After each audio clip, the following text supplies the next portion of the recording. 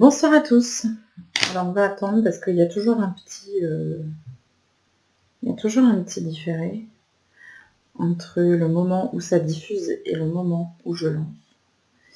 Donc on va patienter. J'espère que ça va pas gêner parce que j'ai mon mari qui écoute très fort la télé.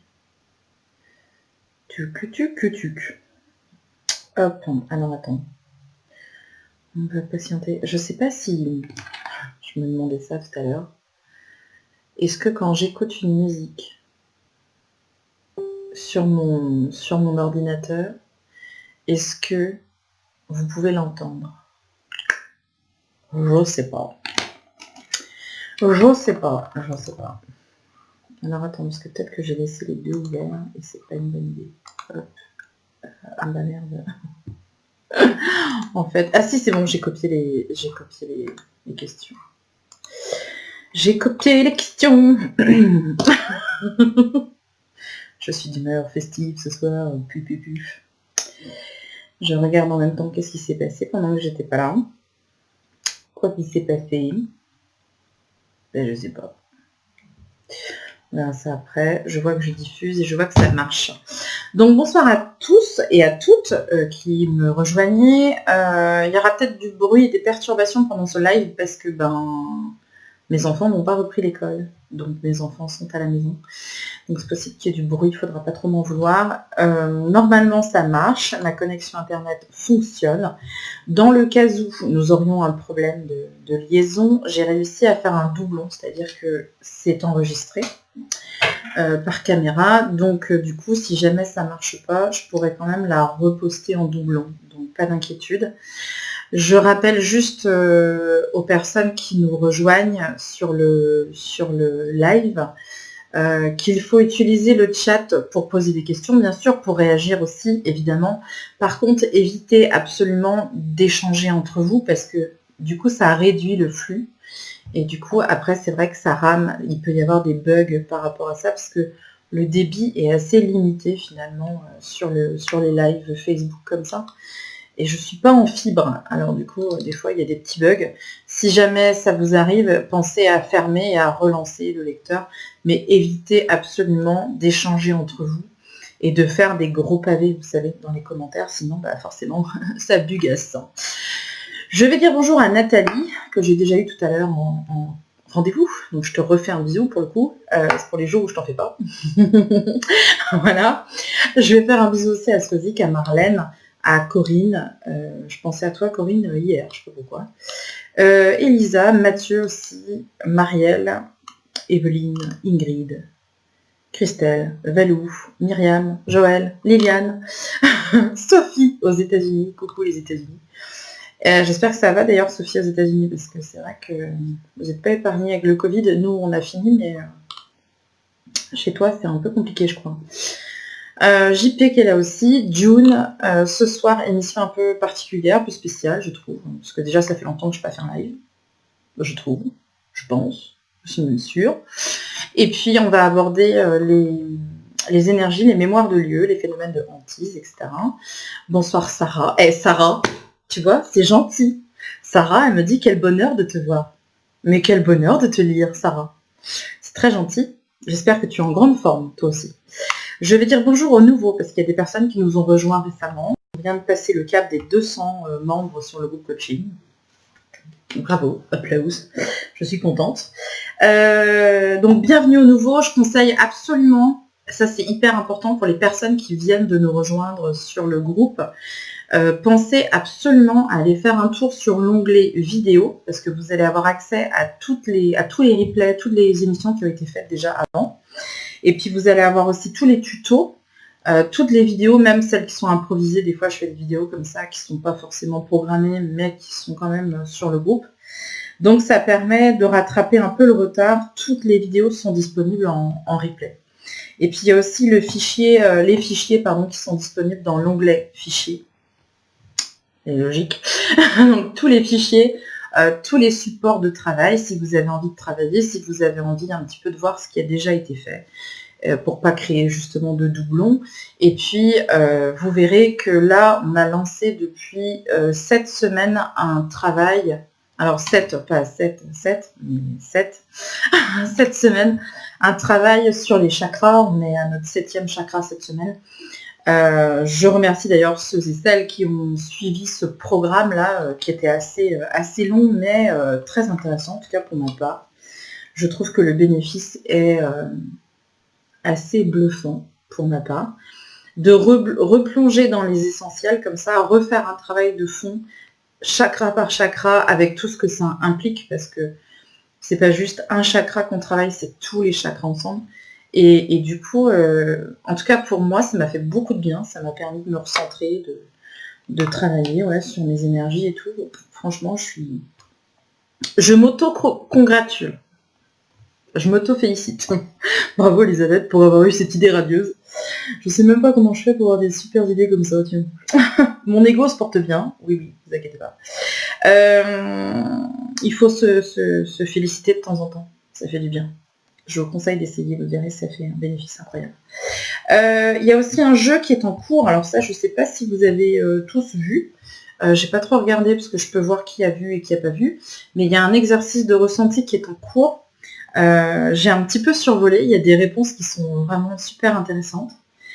Le résultat sera donné demain soir.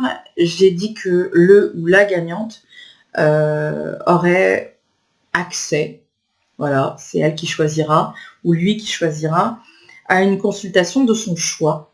Donc voilà, le premier lot, entre guillemets, c'est une consultation de votre choix.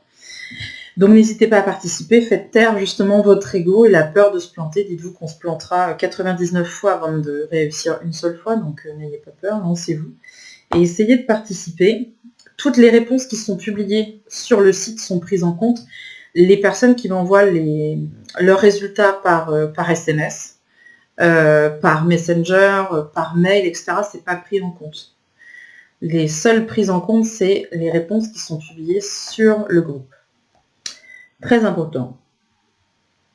Donc ça, j'ai dit merci à ceux qui ont suivi le travail de fond énergétique. Je vois que Christelle, toi aussi, t'as suivi. Alors, écoute, moi, je trouve que c'est hyper bénéfique, en tout cas pour moi. Je me sens complètement requinquée. Pareil, il y aura une vidéo carte blanche qui sera normalement, parce qu'elle est filmée, mais j'ai pas eu le temps, ou j'ai pas pris le temps de refaire mon filage. Ça prend beaucoup de temps de faire des vidéos sur YouTube.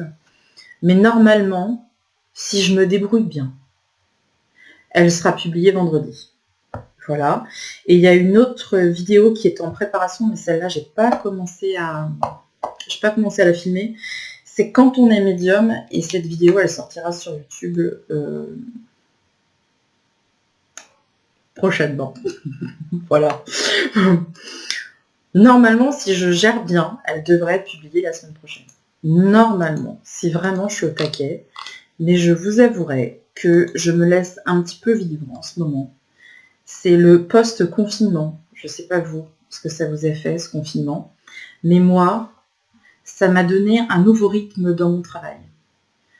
Il faut essayer de trouver du positif dans toute chose, et c'est important de faire ça comme ça. Et moi, ce confinement m'a permis de me recentrer complètement sur moi-même, sur mes aspirations, sur mes projets, qu'est-ce que j'ai réellement envie de faire, qu'est-ce que je peux laisser un peu de côté pour l'instant. Je me suis centrée beaucoup sur ma famille, sur mes enfants. Voilà, j'ai un petit peu changé mes habitudes de travail et je me suis un petit peu je me laisse un peu couler douce, j'avoue. J'ai changé un peu de méthode de faire, de façon de faire. C'est très bénéfique pour moi. J'y vois un bénéfice incroyable parce que je suis super bien en forme et tout. No stress, no panique, rien du tout. Sarah. Je n'ai pas suivi, mais je vais faire le travail. Alors en fait, c'est pour ça que j'ai mis les fichiers sur le groupe. Parce que comme ça, vous pouvez travailler à votre rythme. C'est-à-dire que les gens qui vont arriver prochainement, ou même si vous ressentez le besoin d'ici un mois ou deux de faire un travail énergétique, au moins vous avez tous les fichiers en support. Donc vous allez pouvoir travailler tranquillement de votre côté, sans stress, rien du tout. Après, je sais qu'on ne peut pas être toujours dans l'énergétique. C'est ce que je disais aujourd'hui avec avec Nathalie, je crois. On ne peut pas toujours être dans l'énergétique à 200% parce qu'on vit dans un monde physique, d'accord? On vit dans le monde terrestre, avec nos obligations de vie terrestre, ok? Donc forcément, vous ne pouvez pas être tout le temps dans l'ésotérique, les énergies, etc., parce qu'on vit dans un monde physique. Donc vous inquiétez pas, même si vous avez commencé à travailler sur vos énergies, il y en a plein, je le sais, faut pas me mentir, je vous connais. Il y a des gens qui ont commencé à travailler le premier chakra, ils ont été à fond pendant 2-3 jours, puis après, pouf, ils ont laissé tomber. Et puis après, on a enchaîné sur le deuxième, ils se sont dit, ah tiens, je vais quand même m'y mettre un petit peu sur le deuxième. Et puis voilà, et puis voilà. Et donc je sais comment on est, vous inquiétez pas, je suis pareil. Mais au moins, si jamais vous avez envie de vous lancer dans un travail de fond au niveau énergétique, et je vous assure que c'est hyper bénéfique, eh ben, au moins vous avez tous les supports. Voilà. Donc vous pouvez faire les choses tranquillement de votre côté. Vous inquiétez pas. Mais ça passe forcément par un travail et par une rigueur. Je sais que tout le monde ne l'a pas. Donc allez à votre rythme. Je fais un petit bisou à Xavier au passage, qui vient d'arriver, à Enora, à Nana et à Christine. Donc aujourd'hui, soirée un peu spéciale parce qu'on va parler des mémoires de lieux et des phénomènes paranormaux. Et comme je suis une quiche, j'ai oublié de prendre le petit bouquin, le petit livret que j'ai écrit là-dessus sur justement les mémoires de lieux et les phénomènes de hantises, etc., qui peuvent être liés à un lieu particulier, attachés à un lieu. Et tous des petits rituels que je peux recommander pour essayer par soi-même de résoudre certains problèmes. Donc c'est un sujet que je connais bien, c'est un sujet qui me passionne, je dirais même, parce que je suis passionnée d'histoire aussi, que toute l'histoire m'intéresse, donc les vieilles bâtisses, les lieux, etc. J'aime beaucoup fréquenter toutes ces traces du passé, avec ses bons et ses mauvais côtés, hein, faut pas rêver. Mais c'est aussi pour ça que j'avais envie de faire un live là-dessus, et aussi parce que j'ai énormément de demandes d'analyse parfois, ou en tout cas des mails de personnes qui me demandent de l'aide, ou qui essayent en tout cas de comprendre qu'est-ce qui peut se passer dans leur lieu de vie. Et l'idée, c'était de faire une vidéo sur ce sujet-là avec vous. Donc j'ai lancé déjà, il y a quelques temps,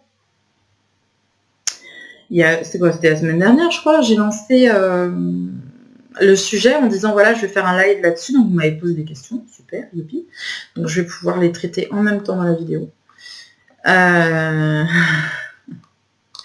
j'essaie de suivre le live, le chat en même temps. Donc il y a Audrey qui vient d'arriver, donc je lui fais un bisou. Il y a Bérangère aussi. Alors Bérangère, ce serait vachement bien que tu partages ta chaîne YouTube, parce que Bérangère a monté sa chaîne YouTube. Elle fait des choses qui sont super intéressantes. Donc ça serait cool que tu partages ta chaîne, tu vois, pour que les autres ils puissent aller voir. C'est en lien un petit peu avec ton univers, le chamanisme, tout ce qui est lié à la nature, etc. Donc ça serait bien que tu partages ça. Nana me dit, il est trop beau le tableau à gauche. Le tableau qui est juste là, ça c'est fait par Séverine, je vais oublier. Séverine qui m'avait offert ce tableau à Brocéliande. Et il s'éclaire la nuit. Et Séverine a déjà posté plusieurs photos pour montrer un petit peu ses œuvres. Elle travaille divinement bien, c'est merveilleux ce qu'elle fait. Et elle partage ça régulièrement. Donc tu verras souvent des choses défiler comme ça sur le groupe. Il y a Rachel aussi qui vient d'arriver. Il y a, alors j'arrive pas à prononcer le pseudo, mais on va dire Else, je sais pas, qui vient de nous rejoindre il y a quelques temps. Je suis dyslexique, hein, tu m'excuseras, parce que quand il y a plus, il y a quelqu'un qui a un chat, parce que j'ai un chat qui passe. J'ai mon nez qui me chatouille. Je voulais te demander justement, ayant un soin énergétique très récemment, je me demandais si faire ce travail sur les chakras ne ferait pas doublon. Non, Rachel, parce que si tu as été voir un magnétiseur, et c'est ça que j'aimerais bien faire comprendre ça. Quand vous faites des soins énergétiques, si jamais vous êtes soignant par exemple, si jamais vous êtes magnétiseur et que vous faites des soins énergétiques, apprenez à donner une feuille de recommandation, une feuille conseil, un support si vous voulez, à vos patients, aux personnes qui ont fait des soins avec vous, pour leur expliquer comment on travaille sur les énergies. Parce que un travail énergétique, ce n'est pas un coup de baguette magique comme ça qui va vous sauver de toutes les situations. Si vous faites un soin énergétique à une personne et qu'elle ne fait plus rien de son côté, qu'elle se dit bon bah c'est bon, j'ai été voir machin, il m'a fait un soin énergétique, c'est bon, ça roule. Eh ben, c'est bon, ça roule, ça va pas durer. C'est-à-dire que c'est très éphémère un soin énergétique. Et si on ne fait rien pour travailler soi-même sur ces énergies, au bout de 15 jours, 3 semaines, rebelote, Charlotte, tu peux retourner faire un soin. Donc non, le fait que tu travailles justement sur tes chakras, ça va au contraire faire perdurer les effets du soin que tu as fait. Mais en tout cas, ça ne va pas venir jurer. Après, ce qu'il faut éviter, si tu veux, c'est de faire des soins énergétiques à répétition avec des praticiens différents. C'est-à-dire que si tu fais un soin énergétique le 1er mars avec un praticien, t'en fais pas un autre le 1er avril avec un autre, et le 1er mai avec un autre, et le 1er juin avec un autre, etc. Et apprenez à travailler avec la même personne. Il ne faut pas que les énergies se mélangent. Moi, si une personne me demande, Elisabeth, est-ce que tu peux me faire un soin énergétique parce que j'en ai fait un il y a 3 semaines et ça va pas, je vais te dire non. Je vais te dire non. Je suis désolée, si tu as fait un soin énergétique avec quelqu'un d'autre, eh ben on va attendre parce que je ne mélange pas les énergies. C'est pas bon. Il faut éviter ça. Il faut éviter ça. Enfin, après, c'est mon avis. Hein. Encore une fois, attention, chacun son avis. Chacun son truc. Il y en a plein qui ont des chats à côté d'eux. Bon, c'est peut-être ça, hein, je sais rien. Si je commence à sentir les chats qui sont à côté de vous, on est mal barré quand même. Bon, donc les énergies à travers le temps et à travers l'histoire. Donc, je me suis fait une fiche support, donc vous allez me voir lire, et c'est normal, parce que j'oublie rien, parce que vous savez bien comment c'est, ma pauvre tête. Donc les énergies avec le temps, c'est vrai que dans mon histoire de vie, en étant médium, j'ai pris conscience assez tôt que les énergies avaient la capacité de vagabonder librement sur le plan terrestre, donc parmi les vivants. En ce sens, il apparaît clairement que nous laissons notre empreinte dans des lieux où nous vivons ou que nous visitons. Alors c'est ça qui... pour ça que je bug, parce que je sais que c'est un peu compliqué à comprendre pour certains, mais c'est ma façon à moi de voir les choses. Alors peut-être que vous irez voir d'autres médiums et qui vous diront le contraire, et on a tous notre vérité et c'est normal. Quand on passe par exemple son enfance dans une maison, dans un lieu de vie, on va avoir des bons et des mauvais souvenirs. C'est tout à fait normal. Un lieu de vie, donc une maison, un terrain, un appartement, enfin, un lieu de vie quel qu'il soit, à la base est neutre, c'est-à-dire qu'il n'est pas influencé normalement par des énergies extérieures. Ce sont les habitants de la maison qui vont rayonner, c'est le principe du rayonnement énergétique, ils vont rayonner, et si une personne rayonne positivement, la maison va s'imprégner, le lieu de vie va s'imprégner de ces énergies positives. Si la personne est négative, si elle est, je ne sais pas, dépressive, malade, anxieuse, colérique, pourquoi pas, la maison va aussi, de toute façon, s'inspirer et se nourrir de ces énergies-là. Donc, selon les bons ou les mauvais moments qu'on a passés, après, il n'y a jamais rien qui est tout rose, hein, on est bien clair, il suffit qu'il y ait une dominance de l'un ou de l'autre pour que le lieu, de toute façon, soit impacté par les énergies des gens qui y vivent. C'est-à-dire que tous les instants, toutes les énergies vont être stockées en vous, parce que vous allez aussi avoir des bons ou des mauvais souvenirs, donc c'est normal. La polarité, je dirais, existe dans toute chose. Il y a toujours le bien et le mal, le jour et la nuit, la lune et le soleil. Il y a un équilibre dans tout. Donc, que ce soit en vous ou que ce soit dans un lieu, la résonance existe. Donc, si vous retournez dans ce lieu, je ne sais rien, moi, peut-être 30 ans plus tard, vous vous dites, tiens, je suis en vacances dans le coin où j'ai grandi, vous dites, tiens, je vais aller voir la maison, je vais aller montrer à mes enfants l'endroit où j'ai grandi, où j'ai évolué, ce qui s'est passé, etc. Eh ben, forcément, ça va déclencher en vous une émotion, un souvenir, qui est elle-même aussi une énergie. Vous voyez ce que je veux dire?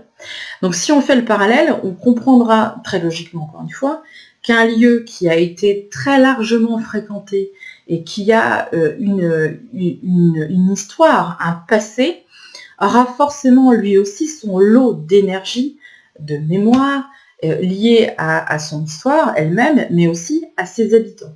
On laisse une trace partout où on va. Aussi incroyable soit-il, en tout cas c'est ma façon de voir les choses.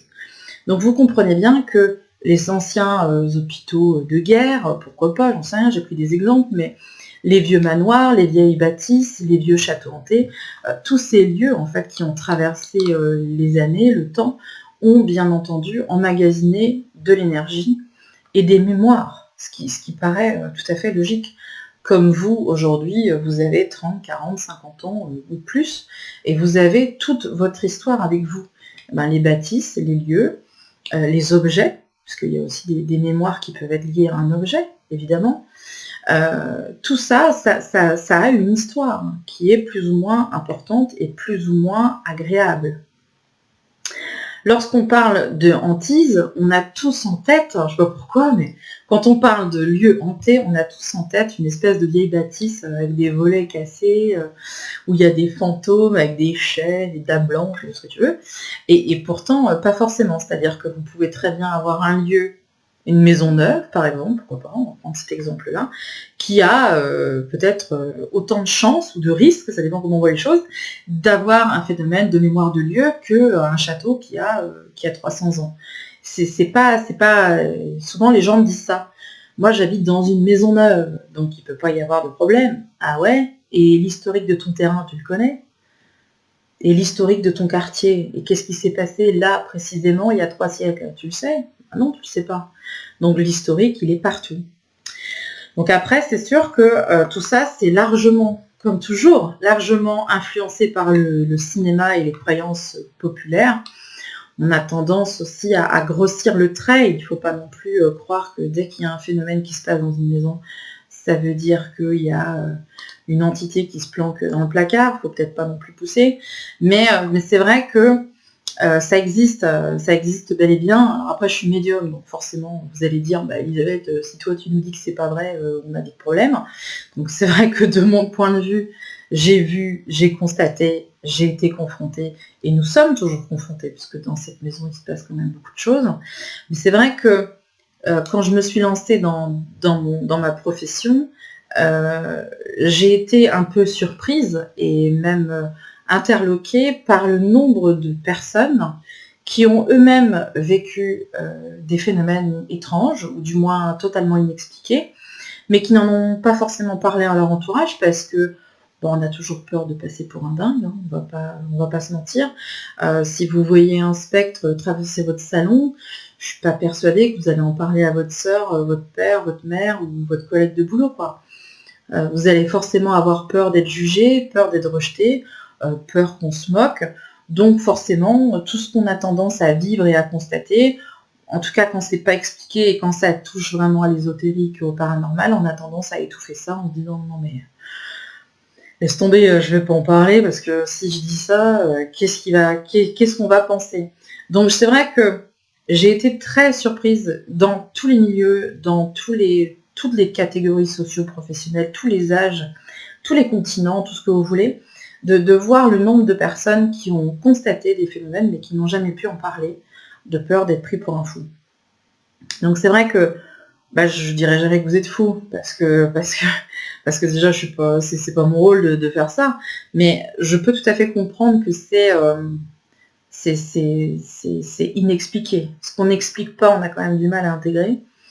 Et ça donne quand même pas mal de savoir exactement est-ce que j'ai rêvé, est-ce que j'ai interprété, est-ce que c'est pas moi qui ai pensé que, est-ce que c'est pas une hallucination, est-ce que c'est pas... Enfin voilà, il y a plusieurs étapes de toute façon pour essayer de comprendre exactement ce qui se passe et pourquoi ça se passe. Mais il faut toujours faire preuve de discernement, ça c'est la première des choses.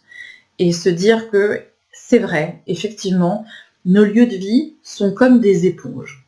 Et ces éponges-là ont la capacité de capter les énergies, de capter les vibrations de différents plans. Et on part toujours du principe qu'un lieu de vie, quel qu'il soit, n'est jamais neutre. C'est pour ça que, normalement, quand on arrive dans un nouveau logement, quand on arrive quelque part, on commence par faire un nettoyage énergétique du lieu pour essayer de partir sur une base neutre. D'accord? Mais cette neutralité-là, elle est très compliquée de toute façon à atteindre. Et dites-vous bien qu'il vous faudra faire des nettoyages énergétiques réguliers pour essayer à chaque fois d'alléger un lieu. Quand on a... admettons, vous vivez dans un appartement, on va prendre cet exemple-là. Si jamais vous avez du monde à dîner un samedi soir et que le repas est un petit peu houleux, normalement, il faut faire un nettoyage léger. Hein. On va pas non plus... On va pas non plus enfumer l'immeuble et inonder la salle à manger d'eau bénite, hein, c'est pas du tout le principe, mais on essaye d'alléger le lieu avec de l'encens, des bougies, etc.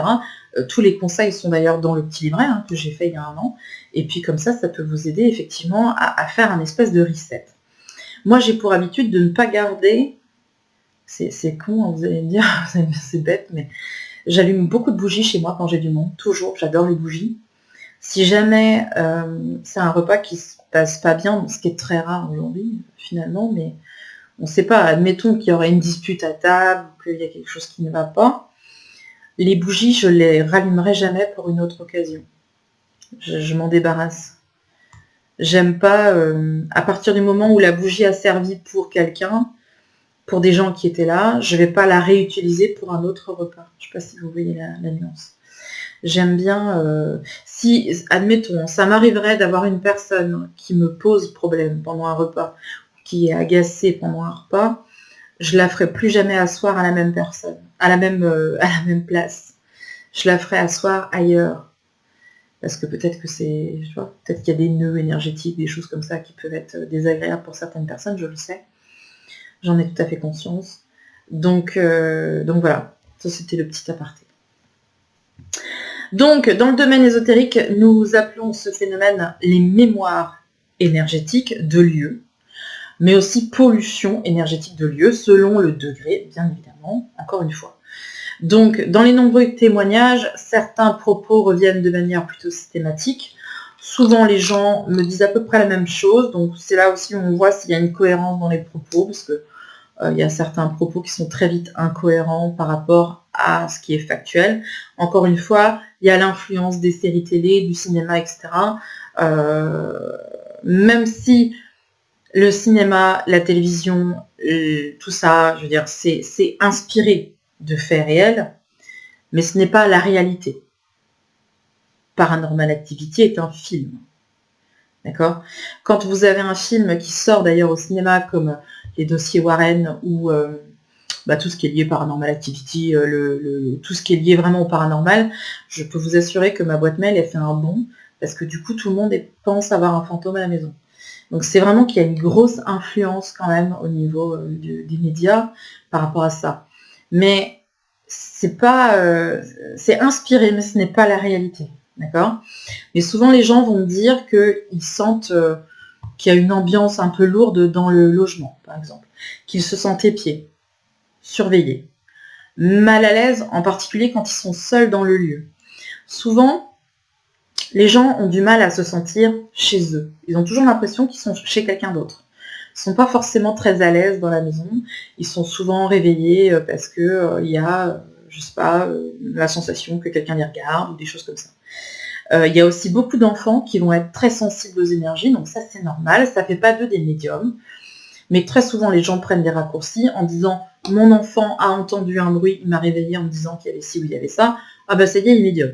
Non, les enfants ont une très grande sensibilité énergétique. Et comme à cet âge-là, je dirais que tout ce qui est normal, pas normal, imaginaire, réel, etc., c'est un peu confus chez l'enfant jusqu'à à peu près 10-12 ans, voire 13, voire 14 des fois. Donc c'est vrai qu'il y a des enfants qui vont avoir une sensibilité énergétique ou qui vont parler à leurs parents d'esprit carrément, d'amis imaginaires, de fantômes, de tout ce que vous voulez. Mais on va quand même prendre beaucoup de précautions par rapport à ça. On va l'écouter, on ne va pas le juger, on ne va pas chercher à lui faire de la médiumnité à 10 ans. Ne riez pas, on m'a envoyé des enfants à cet âge-là, même beaucoup plus jeunes des fois, pour me dire mon fils est médium, alors que c'était pas du tout le cas. Il y a aussi le fait que papa et maman sont intéressés par ce domaine-là, donc l'enfant étant un séducteur, il essaie lui aussi de trouver un truc en lien avec ça pour que papa et maman lui donnent de l'attention. Donc il faut prendre beaucoup de précautions à partir du moment, vous l'aurez compris, où on parle d'énergie de lieu, tout ce qui est énergétique, tout ce qui est résidu, tout ça.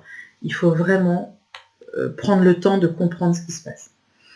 Donc c'est vrai que quand moi je me suis lancée là-dedans, j'ai été un peu tête baissée. C'est-à-dire que c'est pour ça qu'aujourd'hui j'ai un discours qui est très... avec beaucoup de précautions. Je prends les choses avec beaucoup plus de recul qu'autrefois, parce que je me suis rendu compte justement que Je vais pas dire dans 50% des cas, mais allez, on va dire dans 60% des cas, juste au-dessus, quasiment un cas sur deux, on n'a pas affaire à une pollution de lieu ou à quelque chose d'énergétique. On va dire que la plupart du temps, pas tout le temps, mais la plupart du temps, on arrive à trouver des explications logiques et rationnelles. Sauf que dans mes premiers pas, j'étais naïve, forcément, on débarque un peu dans ce domaine-là, on a un coup de fil qui nous dit ah ben voilà, chez moi, j'ai ci, j'ai ça, eh ben qu'est-ce qu'on prend? On prend la voiture et puis on y va, on fonce, on arrive sur place et en fait on se rend compte que ben, y a rien. Et là vous avez la personne qui vous dit ah si, je le sais, il y a quelqu'un dans la maison. Non, il n'y a rien. Donc ça c'était le premier cas de figure. Et puis le deuxième cas de figure, c'est que on vous dit non mais je pense qu'il y a quelque chose et que vous arrivez et que en fait vous voyez des entités qui se baladent partout dans la maison. Et là vous vous dites ok, et comment je vais faire ça? Parce que là on se sent quand même un petit peu démuni face à ça. Alors on peut pas partir en courant, hein. C'est pas un sketch non plus, mais comment on fait quoi? Là pour le coup, alors souvent c'est je pense qu'il y a quelque chose et vous vous retrouvez dans une baraque où il y a plein d'entités qui se baladent et quand on me dit je suis sûre qu'il y a des entités et vous arrivez, il n'y a rien. Vous voyez un peu le truc? Donc des fois il y a de quoi être un peu démuni, donc c'est nécessaire et c'est pour ça qu'aujourd'hui je pense que je suis beaucoup plus je prends beaucoup plus de recul quand on m'appelle, etc. Je pense que le plus important, c'est déjà d'essayer de comprendre qu'est-ce qui se passe et pourquoi ça se passe. Alors, si vous me suivez depuis longtemps, vous savez bien comment je fonctionne. Je suis toujours ancrée, hein. On est dans la réalité physique.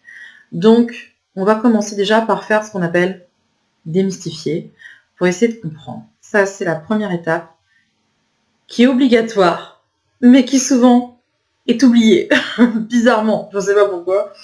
Mais c'est souvent l'étape qu'on oublie. Je ne sais pas pourquoi, mais c'est toujours comme ça. Je vais regarder un petit peu le live pour voir ce qui se passe. Ok. Ah ouais, mais tu vois, moi j'arriverai pas à dire ton prénom. Tu peux pas t'appeler Marie comme tout le monde? Sérieux? Qu'est-ce que c'est que ce prénom? Je pourrais pas le dire. Je peux pas. Alors attends, parce que Christophe, tu vas très très vite. Et là, tu parles déjà de phénomène de géobiologie. Pour l'instant, on est sur le truc de on démystifie. Donc, tu vois, je note ta réflexion, mais voilà, on va essayer d'aller dans l'ordre. Parce que la géobiologie, ça peut être une explication, mais ça peut pas être toutes les explications non plus. Myriam, pour la maison neuve, est-ce que ceux qui la construisent sans y habiter laissent leur empreinte énergétique? Bah oui.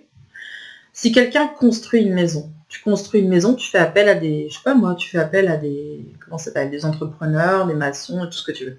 Ils ont été dans la maison. Oui. Donc ils laissent une trace. Ils laissent une trace. C'est évident. Tu sais, je vais te donner un exemple. J'ai une personne comme ça qui a acheté une maison qui était en cours de rénovation, mais la rénovation n'a pas été terminée. Et j'ai été dans cette maison, je suis rentrée dedans, c'était même pas à titre professionnel, c'était vraiment personnel. Et quand je suis rentrée dans la maison, j'ai eu très mal au cœur. J'ai eu des grosses douleurs au cœur. J'avais mal au cœur, mal au cœur, mal au cœur, mal au cœur.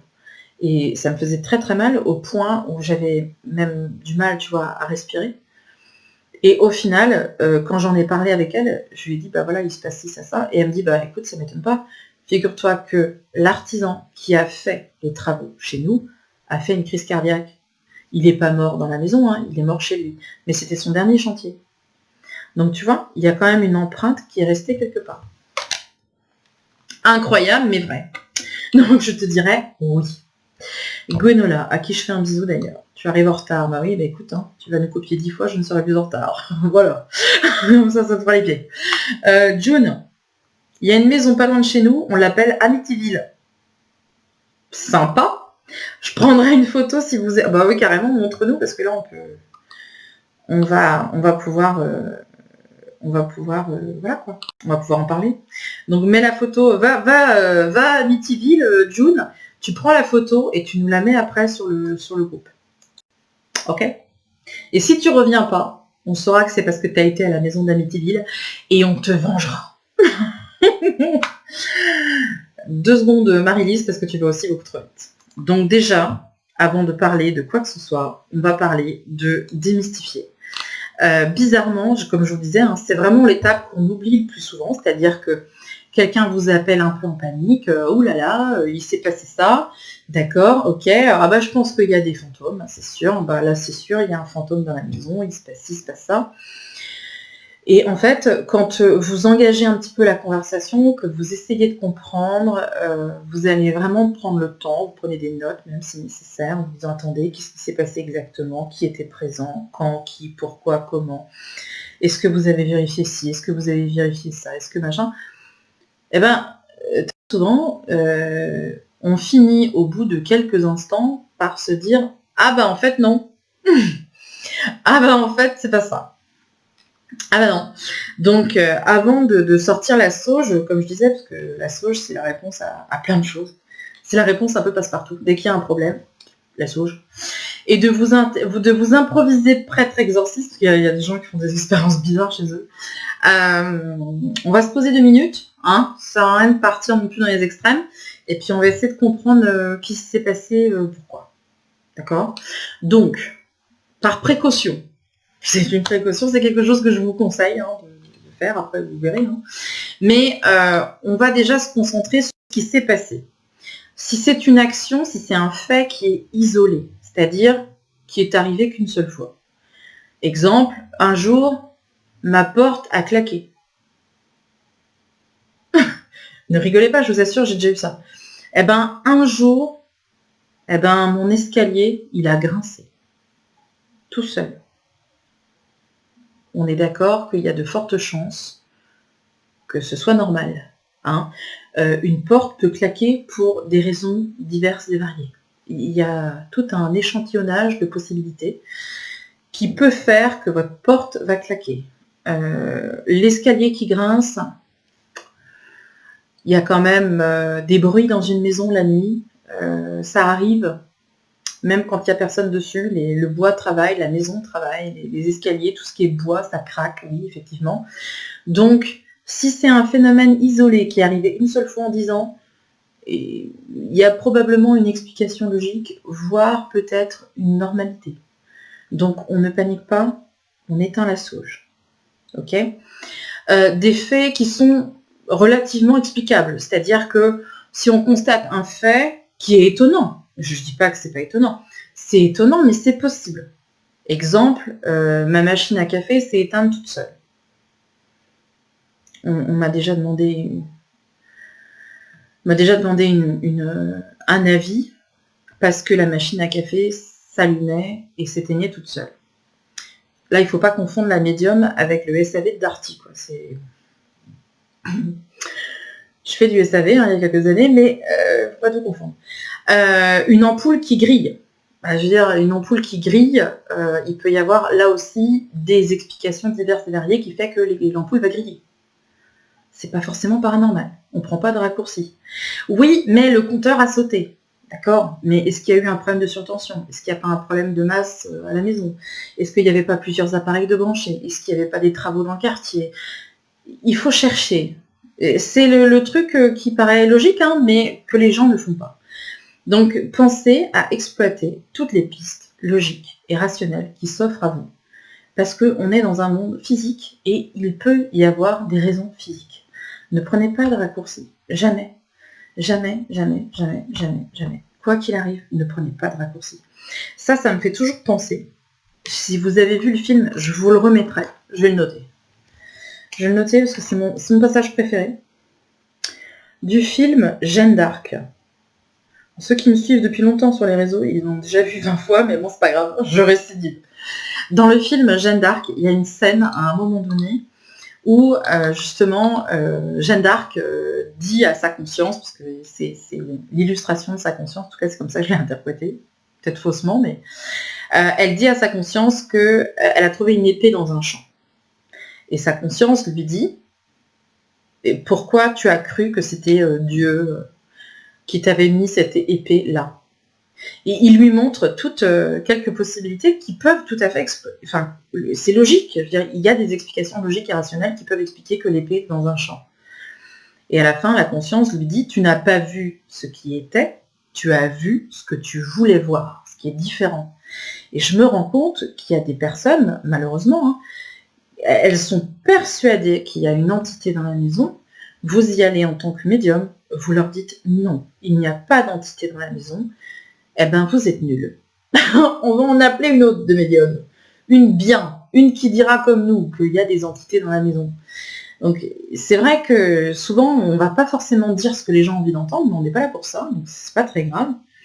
Mais prenez le temps d'analyser correctement ce qui peut se passer, je vous assure, vous allez gagner du temps. Il y a aussi une chose qui est importante, c'est de voir qui vit dans la maison. Qui vit dans la maison et comment ils vivent dans la maison. Parce que forcément, une personne qui vit toute seule et qui voit des objets changer de place de manière systématique, là, il y a un problème, on est bien d'accord. Sauf que si vous êtes une famille de 5 personnes, 6 personnes, forcément, il y a du mouvement permanent dans la maison. Donc, les interactions sont beaucoup plus nombreuses et il y a forcément du mouvement et de l'agitation et de l'animation. Donc, un objet qui va changer de place dans une maison où il y a 5 personnes qui y vivent, c'est quand même moins étonnant que quand une personne vit seule. Ok ? Donc, les bruits dans la maison, c'est pareil. On sera forcément... il y aura plus de bruit dans une maison avec des personnes qui sont susceptibles de se lever la nuit ou des choses comme ça, s'il y a 5 personnes dans le foyer. Il faut être aussi logique. Et enfin, dernier point, mais qui me paraît quand même essentiel, c'est de... Alors, je ne peux pas dire vérifier, mais c'est de prendre en compte. De prendre en compte l'état émotionnel et psychologique des habitants de cette maison. Parce que forcément, une personne qui est en dépression, ou même peut-être qui a des pathologies psychiatriques ou psychologiques, va avoir une appréciation des faits qui est justement pas très, qui est qui est alternée finalement. On peut très bien avoir un faux jugement quand on est en dépression ou quand on est dans une phase de vie qui est compliquée, quand on n'est pas bien. On ne va pas avoir forcément la même analyse des choses, des faits, qu'une personne qui est beaucoup plus équilibrée psychologiquement. C'est pas méchant, hein, c'est pas insultant ce que je dis, mais c'est la vérité. Donc, quand vous êtes face à des personnes qui ont déjà des problématiques, qui sont peut-être en dépression, qui ont des pathologies, qui ont des suivis médicaux, qui ont peut-être même aussi des traitements médicaux, il y a certains médicaments qui peuvent provoquer des hallucinations. Je veux dire, regardez les effets secondaires des médicaments. Ça existe, c'est un fait, c'est factuel. On va aussi faire attention à certaines maisons qui sont anciennes, avec les intoxications de plomb. Il y a plein de choses qu'il peut y avoir dans une maison qui peut provoquer des sensations mais qui ne sont pas justifiées. Et je sais que ça peut être parfois décevant, hein, s'il y a des personnes qui sont déçues quand on leur dit non, je suis désolée, je ne peux pas inventer un fantôme, il n'y en a pas, et vous serez confronté à des personnes qui vous diront non mais attendez, ça va pas quoi, Elisabeth, vous connaissez rien. Bah écoute, si tu veux 2-3 entités, on va t'en trouver, hein, mais là pour le coup il n'y en a pas.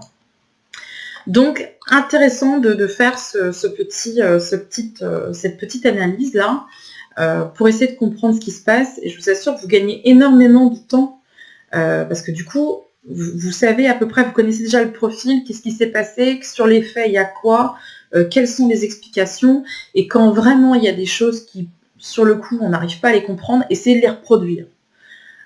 Quand on vraiment pose l'analyse jusqu'au bout, on va essayer de reproduire ce qui s'est passé pour voir si c'est possible. Est-ce que c'est possible ? Est-ce que ça peut arriver comme ça ?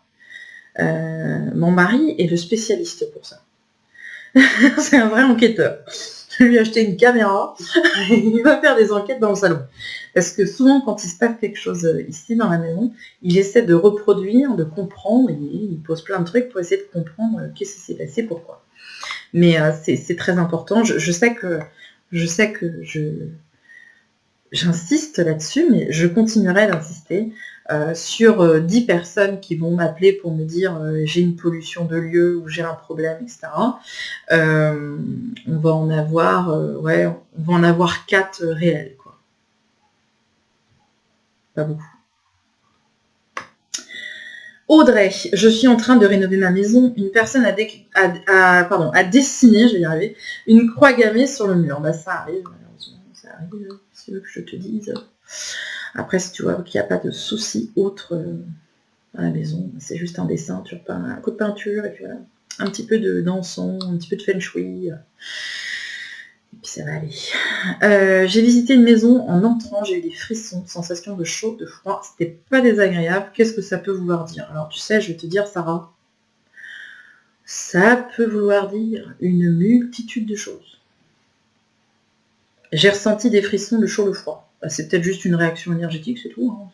Ça peut pas être, tu vois. Si c'est juste ça, si c'était pas désagréable en plus, bon. Ouais, ça peut être plein de choses. Hein. Ça peut être vraiment plein de choses. Sur le plan physique, sur le plan énergétique, ça peut être une multitude de choses. Tu dis que la porte de ton bureau s'ouvre de temps en temps toute seule. Bah, essaie de la faire vérifier déjà, pour voir s'il n'y a pas du jeu dans ta porte. Ça serait la première étape, tu vois. Voilà. Déjà, je ferai ça. Sabrina, mon fils a eu une PlayStation. Ah, la vilaine. Voilà, la PlayStation qui s'est allumée 2 fois cette nuit. Première fois que ça arrive. Oh bon, bah écoute, si c'est la première fois que ça arrive, tu vois, pour le coup, c'est que tu as plus de chances que ce soit électrique ou que ce soit une défaillance de ta PlayStation qu'autre chose. Donc, no panique. Alors attends, parce que Carole, évite de faire des gros pavés parce que ça fait ramer le truc. Alors, t'as eu peur étant enfant de certains jouets, mais je crois que ça, on a tous eu peur. Moi, une poupée, tu m'aurais jamais fait dormir dans une chambre avec une poupée. J'ai toujours eu les jetons des poupées.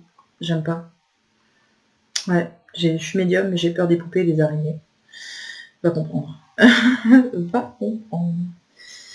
Bah, tu m'étonnes. Si t'as certains jouets qui sont un peu chelous, mais en même temps, Carole, quel âge tu as? Tu as mon âge? Parce que moi, j'ai 40 ans bientôt. Il y a certaines poupées, il y a 30 ans, qui foutaient franchement les jetons. Hein. C'était pas les poupées d'aujourd'hui. Hein. Voilà. Jonathan, tu vois, toi aussi, tu as eu peur de ta porte et au final, elle était juste pas enclenchée. Donc, no panico. Tout va bien. Ok. Mais c'est important, j'insisterai encore, et même quand vous postez des choses souvent sur le groupe ou que vous posez des questions par rapport à tout ça, par rapport à des phénomènes, etc., vous avez dû constater déjà que je prends énormément de temps pour essayer de comprendre qu'est-ce qui se passe exactement chez vous. Qui, quoi, pourquoi, comment, quelle heure, quel machin, quel truc. Prenez le temps. Ensuite, il y a effectivement ce qu'on appelle les mémoires énergétiques. Alors, c'est très différent, bien sûr, et après, je tiens quand même à signaler que c'est ma vision des choses, encore une fois, et que selon les médiums à qui vous allez vous comment on dit, adresser, merci, selon les médiums à qui vous allez vous adresser, vous n'allez pas forcément avoir la même réponse. Donc chacun sa vision des choses. Ok. Moi j'ai lu le livre de Patricia Daré qui était très intéressant dans ce domaine-là, qui s'appelle Il y a quelqu'un dans la maison, je crois, quelque chose comme ça. Si vous ne l'avez pas lu, je vous conseille de le lire, je le mettrai en photo demain sur le groupe. Très intéressant son livre. Hop. Donc ça, c'est fait. Donc les mémoires énergétiques, à mon sens, donc c'est une sorte de mémoire qui est liée à l'historique d'un terrain, d'une route, d'une maison, d'un objet ou même d'une voiture, pourquoi pas. Pourquoi pas?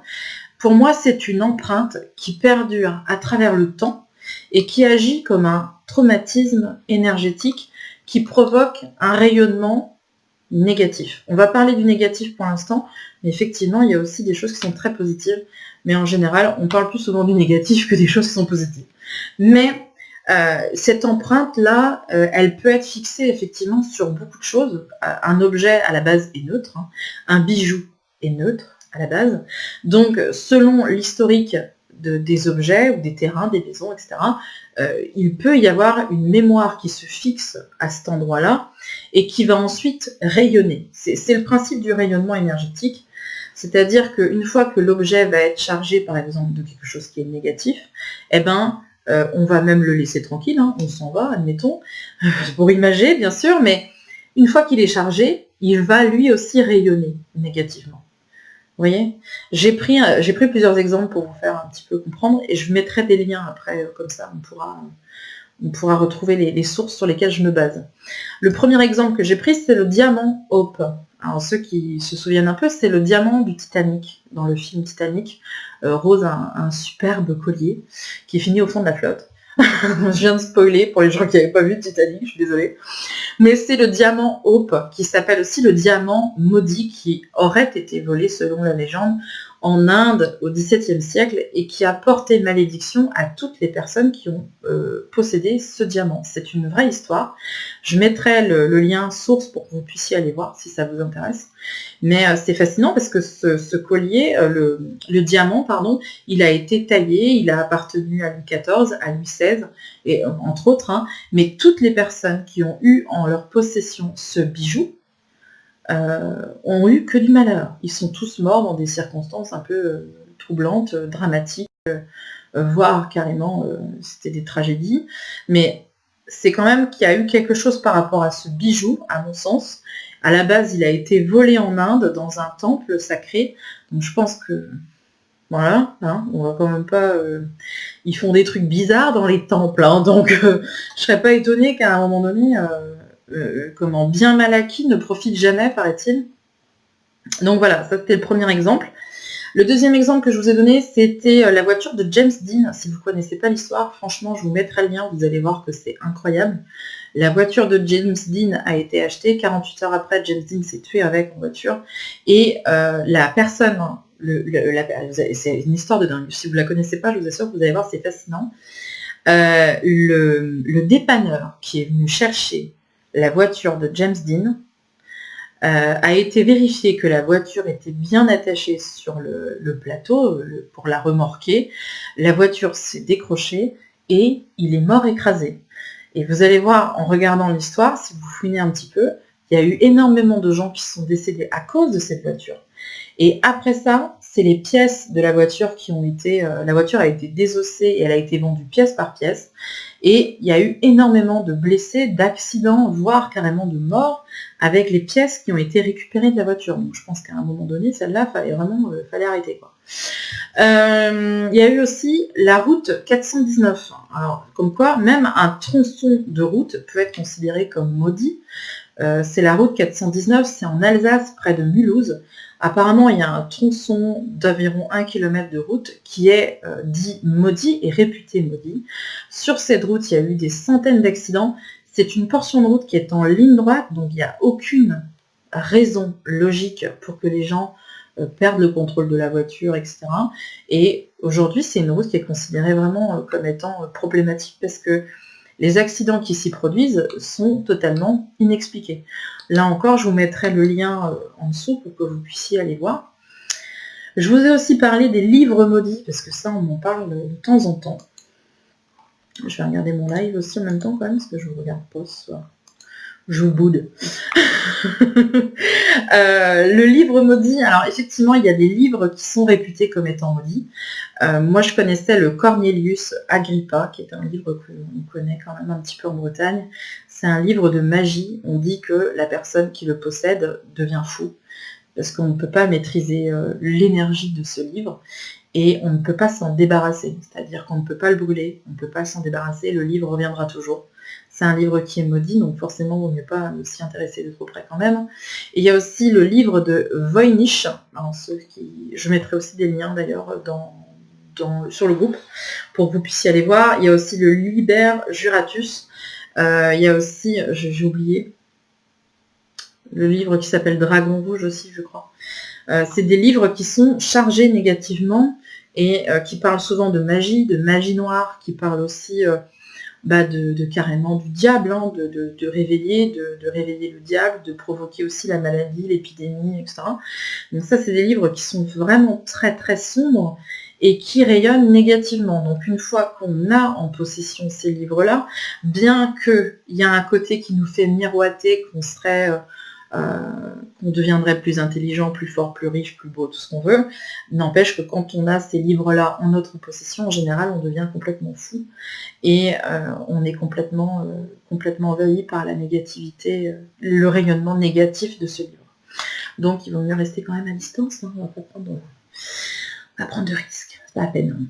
Donc le principe de rayonnement, je disais aussi ça tout de suite là, on parle tout le temps, ou en tout cas très souvent du rayonnement négatif d'un objet, ou d'une maison, ou d'un terrain, mais il y a aussi bien sûr le rayonnement positif, c'est-à-dire qu'on peut rayonner dans les deux sens, il n'y a pas de souci. Quand vous allez chez quelqu'un qui est extrêmement bon, quelqu'un qui est extrêmement généreux, qui est bienveillant, qui est dans l'amour, dans la compréhension, etc. Normalement, sa maison, vous sentez qu'il y a quelque chose. Vous sentez qu'il y a comme une âme bienveillante aussi dans cette maison. Donc, il ne faut pas voir tout en noir non plus, mais il y a aussi du positif, il ne faut pas s'inquiéter. Les médailles aussi, les signes religieux, si vous y croyez, les symboles énergétiques, dans le domaine ésotérique, on connaît l'importance de la fleur de vie. Les mandalas, l'arbre de vie, toutes les figures géométriques, etc. qu'on peut utiliser, les ondes de forme. Voilà, ça aussi c'est très positif. Il n'y a pas que du négatif. Solution par rapport à la mémoire énergétique. Alors après, selon bien sûr les cas, hein, parce que vous comprenez bien que d'enlever la négativité d'une vague et de réussir à agir sur un tronçon de 4 voies d'1 kilomètre, c'est pas la même chose, hein, le principe n'est pas le même. Mais il y a quand même des solutions, on va dire, dans 90% des cas, par rapport vraiment à la mémoire de lieu.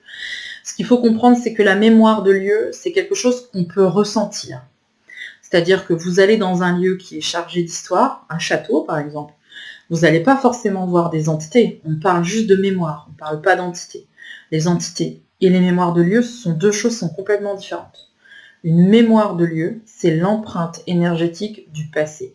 Donc, c'est-à-dire que ce n'est pas une entité, vous ne pouvez pas avoir un dialogue avec une énergie de lieu, c'est positif ou négatif. Mais vous ne pouvez pas instaurer un dialogue, ce n'est pas une entité, c'est une mémoire. Mais dans la plupart des cas, on arrive en tout cas à faire ce qu'on appelle un espèce de reset énergétique pour repartir de zéro. Et après, on demande bien sûr aux habitants de travailler, encore une fois, pour faire perdurer ces énergies positives. Quand il y a des petites choses qui ne vont pas dans la maison, tout de suite, normalement, il faut faire un petit rituel pour dégager le lieu, pour l'alléger. Et puis, idéalement, on ne reçoit pas des gens qu'on n'aime pas chez nous. Ou on ne reçoit pas des gens qui font, je sais pas, du scandale ou des choses comme ça. Parce que comme ça, on a toujours des gens qui sont bienveillants dans la maison et votre maison va très bien. Et oui, je sais, ça paraît bête comme ça, mais pourtant. Je vais regarder un petit peu ce qui se raconte sur le live. D'ailleurs, quand on fait des ressentis, je suis en train de penser à ça, quand on fait un ressenti sur un groupe, par exemple, quand on fait un exercice de ressenti sur un lieu, on vous demande, c'est ça qu'on vous demande en fait, hein, de ressentir la mémoire du lieu. On ne vous demande pas de faire un contact médiumnique avec la maison. Vous voyez, il ne faut pas tout confondre. Les trouilles des poupées. Non, tu sais pourquoi je pense, hein. Tu sais de où ça vient, Sarah? Si tu veux me faire une thérapie. Tu veux me faire une petite thérapie, Sarah? Vite fait alors. Hein. Bah écoute, je suis une enfant des années 80. Une femme des années 80. Quand j'étais jeune fille et quand j'étais petite même, il y avait une émission qui passait le jeudi soir sur M6 qui s'appelait Les Jeudis de l'Angoisse. Et j'avais pas le droit de regarder, mais comme j'étais très têtue et que j'étais déjà rebelle à l'époque, je regardais. Et un jour, il y a eu un espèce de téléfilm un peu bizarre sur des poupées tueuses. Je te jure que c'est ça. Et du coup, dans le film, il y a une séquence où il y a des poupées qui sont des espèces de poupées de porcelaine, ça, avec un espèce de regard, un sourire un peu mesquin là. Et voilà, et elle se réveillait la nuit. Et je pense que ça m'a traumatisée, j'étais petite à l'époque. Je sais pas, j'aurais pas dû écouter. C'est comme les clowns aussi. Il y a eu le film là, Il, ou ça, ou je sais pas quoi. Tu vois. Pas mon délire. Audrey, quand j'étais enfant, et encore quelques fois maintenant, quand je me lève la nuit, j'ai cette impression d'être suivie. Alors là, je veux pas te foutre les jetons, Audrey, mais bon, je crois que tout le monde a eu ça un jour. Je crois que tout le monde a eu cette sensation d'être suivi comme ça, un peu à la trace. Et c'est ce qui est assez drôle, c'est que mon mari m'a dit ça il n'y a pas longtemps. Il me dit, tu sais, quand je me lève des fois la nuit, j'ai l'impression qu'on me suit. Et je lui ai dit, mais c'est pas qu'une impression. J'adore être rassurante comme ça. June, j'ai démystifié le flash de 4h du matin, je me suis réveillée pile où il y avait le détecteur de fumée. Ça le fait rarement, mais ça le fait. Ah, bah écoute, tu vois.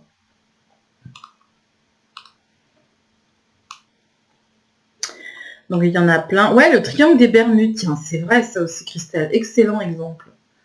Ouais, c'est vrai que là, c'est vraiment bizarre aussi cette histoire-là. Il y a les artistes aussi qui décèdent à 27 ans. Bon, c'est bon, je suis passée. Je suis pas une artiste en même temps, donc ça va. Le livre, tiens, je connaissais pas. Le Petit Albert, chez vous, en Haute-Savoie, c'est un livre qui est réputé comme étant maudit. Ok. La série Lucifer, je regarde pas. Je regarde pas. Donc de toute façon, je mettrai les liens, comme ça vous pouvez regarder. Hop là, chocolat, c'est très bien. Impeccable. Donc on va continuer avec les phénomènes paranormaux. Et alors là, on va essayer de diviser tout de suite en deux. Les phénomènes paranormaux, nous avons deux familles, ok? Nous avons les phénomènes qui sont physiques et nous avons les phénomènes qui sont psychiques. Donc deux familles bien distinctes de phénomènes paranormaux, où là encore, on ne part pas tête baissée dans le mur dès qu'il y a un truc qui ne va pas. On essaie encore une fois de comprendre, parce que même si on a identifié un phénomène comme étant quelque chose d'inexpliqué, d'anormal, donc de paranormal, ça ne veut pas dire qu'on arrête de réfléchir, pas du tout. On va continuer quand même d'essayer de comprendre ce qui se passe et pourquoi, mais on va surtout essayer de classer en genre, en fait. On va essayer de se demander, est-ce que c'est un phénomène qui est physique ou est-ce que c'est un phénomène qui est psychique?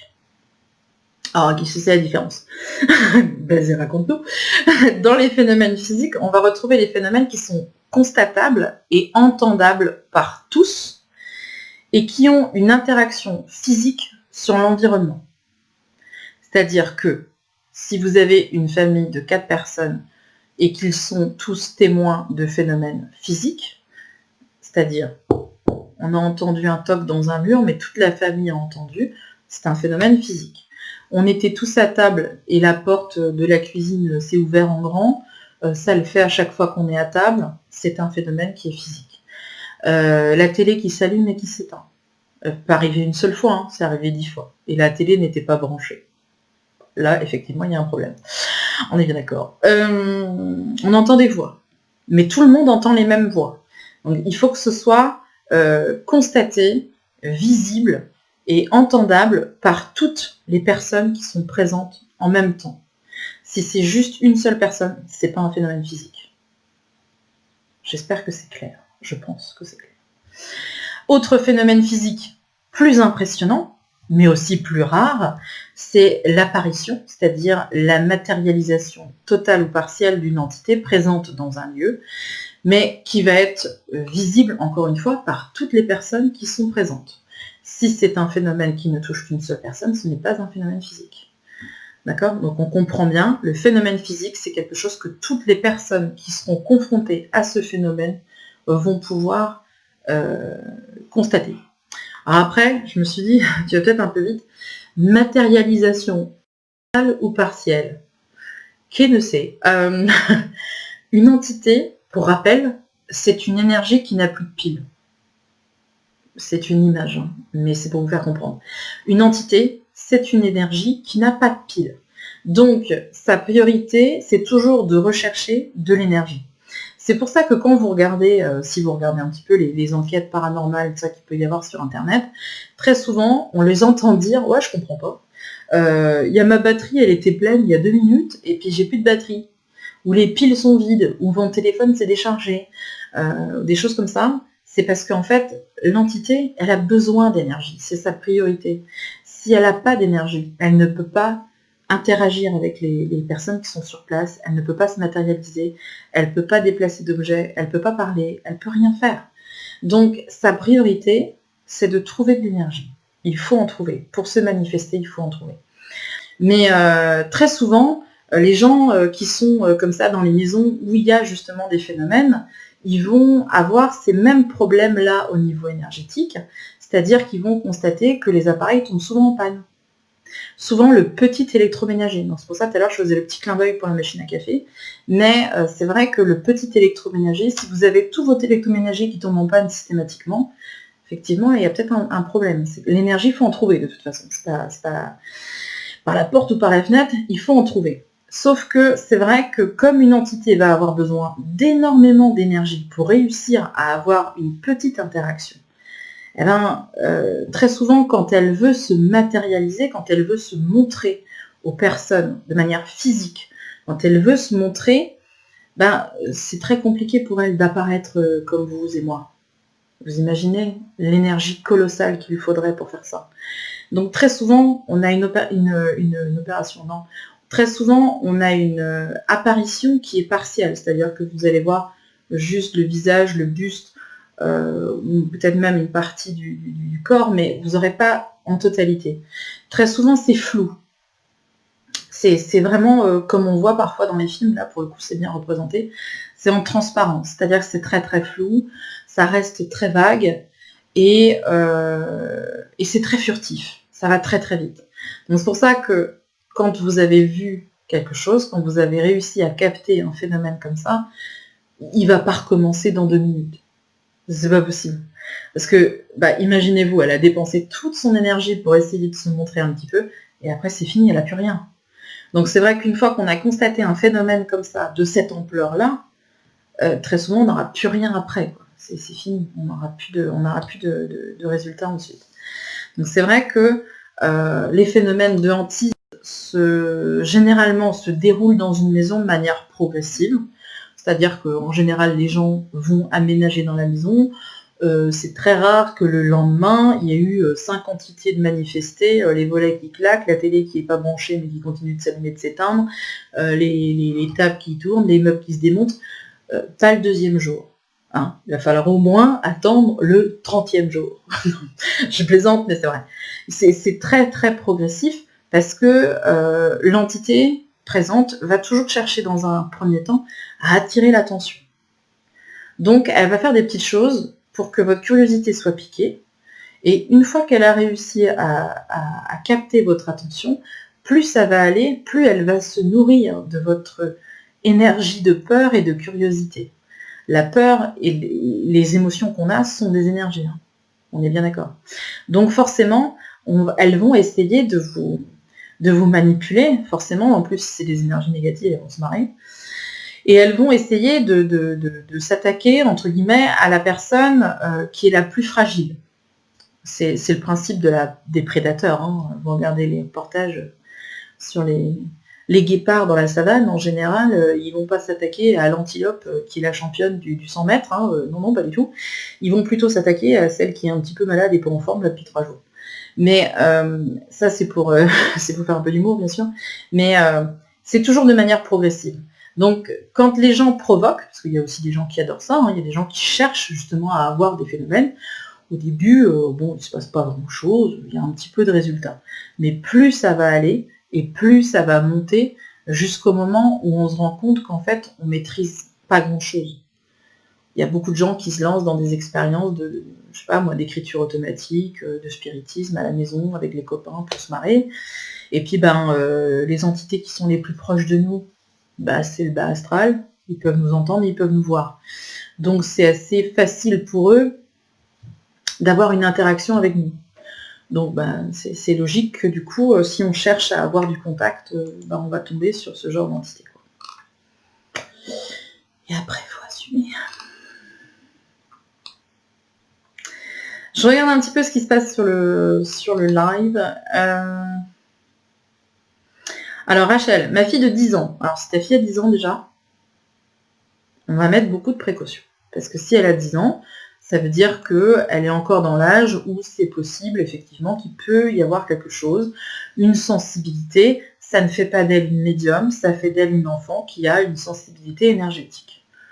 Donc attention, précaution. Si ça va au-delà de 13-14 ans, là, effectivement, tu peux commencer à te poser des questions. Pour l'instant, elle a 10 ans, il ne faut pas l'embêter avec ça. Et si vraiment tu veux être rassurée ou si tu veux vraiment être confirmée, tu m'envoies une photo de ta fille par mail. Et puis je te dirai s'il y a quelque chose ou s'il n'y a rien. Et s'il n'y a rien, il ne faudra pas être déçu. Je suis sûre qu'elle est douée pour plein d'autres choses. Ok. Il faut toujours faire preuve de discernement. Toujours. Ouf, ouais, non, t'inquiète pas, c'est rien. sais rien. J'ai un problème de tuyauterie. Tout va bien.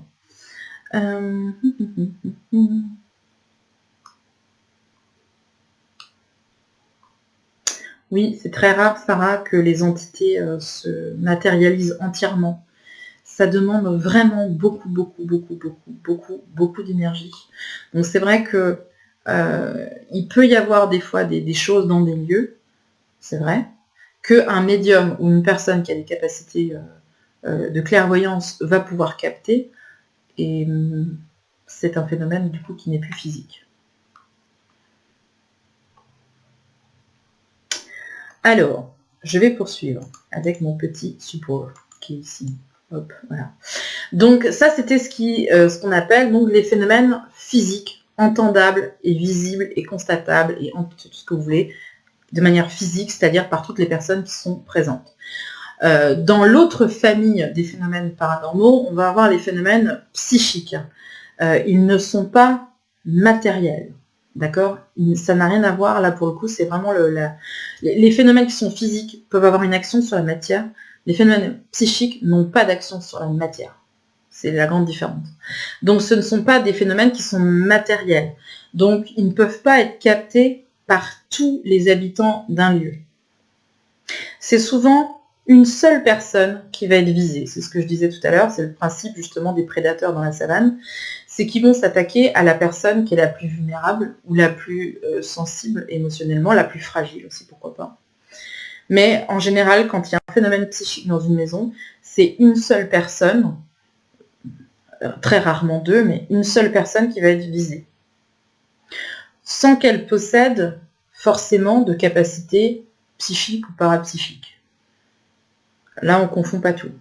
C'est-à-dire qu'une personne est victime d'une énergie, d'une entité, mais n'est pas forcément médium. Là, on parle vraiment d'être victime d'un phénomène paranormal. C'est important de ne pas confondre les deux parce que très souvent les gens me disent ma fille a des problèmes d'entité, mais c'est parce qu'elle est médium. On ne va pas prendre de raccourci. Déjà, si elle a un problème avec des entités, on va essayer de comprendre pourquoi elle a un problème avec des entités. On verra après si elle est médium, mais pour l'instant, elle est victime. Ça, c'est la première étape. Ne pas prendre de raccourci, jamais. Il faut bien comprendre la différence. Une personne qui va être effectivement visée de manière psychique par une entité, tout va se passer dans la tête. C'est le psychisme, tout est dans la tête. Donc une personne qui va être parasitée par un phénomène psychique va avoir des idées noires, des troubles de l'humeur, du caractère, des pensées négatives, très souvent des troubles du sommeil, des cauchemars, des réveils, des nuits très agitées.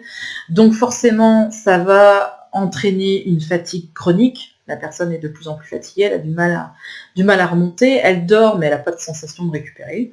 C'est souvent ça, comme ça en tout cas que c'est traduit. Beaucoup d'hallucinations visuelles, la sensation de voir des trucs, ça peut être des insectes, ça peut être des choses, l'impression d'avoir des bestioles sur soi, ou dans la gorge, des choses bloquées dans la gorge, des phénomènes aussi, des hallucinations auditives, l'impression d'entendre des voix, d'entendre parler, d'entendre crier, d'entendre chanter, ce que vous voulez. Et puis, plus ça va aller, plus les phénomènes vont s'amplifier. Ça peut aller jusqu'à des tentatives d'incorporation, c'est-à-dire que la personne dort et qu'elle a la sensation d'un coup qu'il y a quelqu'un qui essaie de l'écraser, d'entrer en elle, elle sait pas trop, souvent c'est un petit peu confus tout ça. Et puis vraiment, si c'est pas traité, si on continue de laisser faire, ça peut aller, pourquoi pas, jusqu'à des phénomènes de possession, qui sont toutefois, je vous rassure, très très rares. Ça reste quand même des cas extrêmement rares, des formes de phénomènes paranormaux assez rares. Déjà pour arriver là, il faut qu'il y ait quand même beaucoup de temps qui se soit passé, et puis il faut que l'entité elle ait pris quand même vachement d'énergie pour arriver à avoir suffisamment de force pour pouvoir faire ça. Parce que dans les films, vous allez voir une entité qui déplace un objet d'1 mètre, et ça a l'air fastoche. Dans la réalité, si elle arrive à bouger un tout petit peu la tasse, c'est déjà exceptionnel. Donc il ne faut pas tout confondre. Alors après, j'ai voulu vous citer des exemples un petit peu comme j'ai fait un petit peu plus haut là, mais là je me suis dit, Elisabeth, si tu listes le truc, t'en as pour 2 heures, ça va être très compliqué.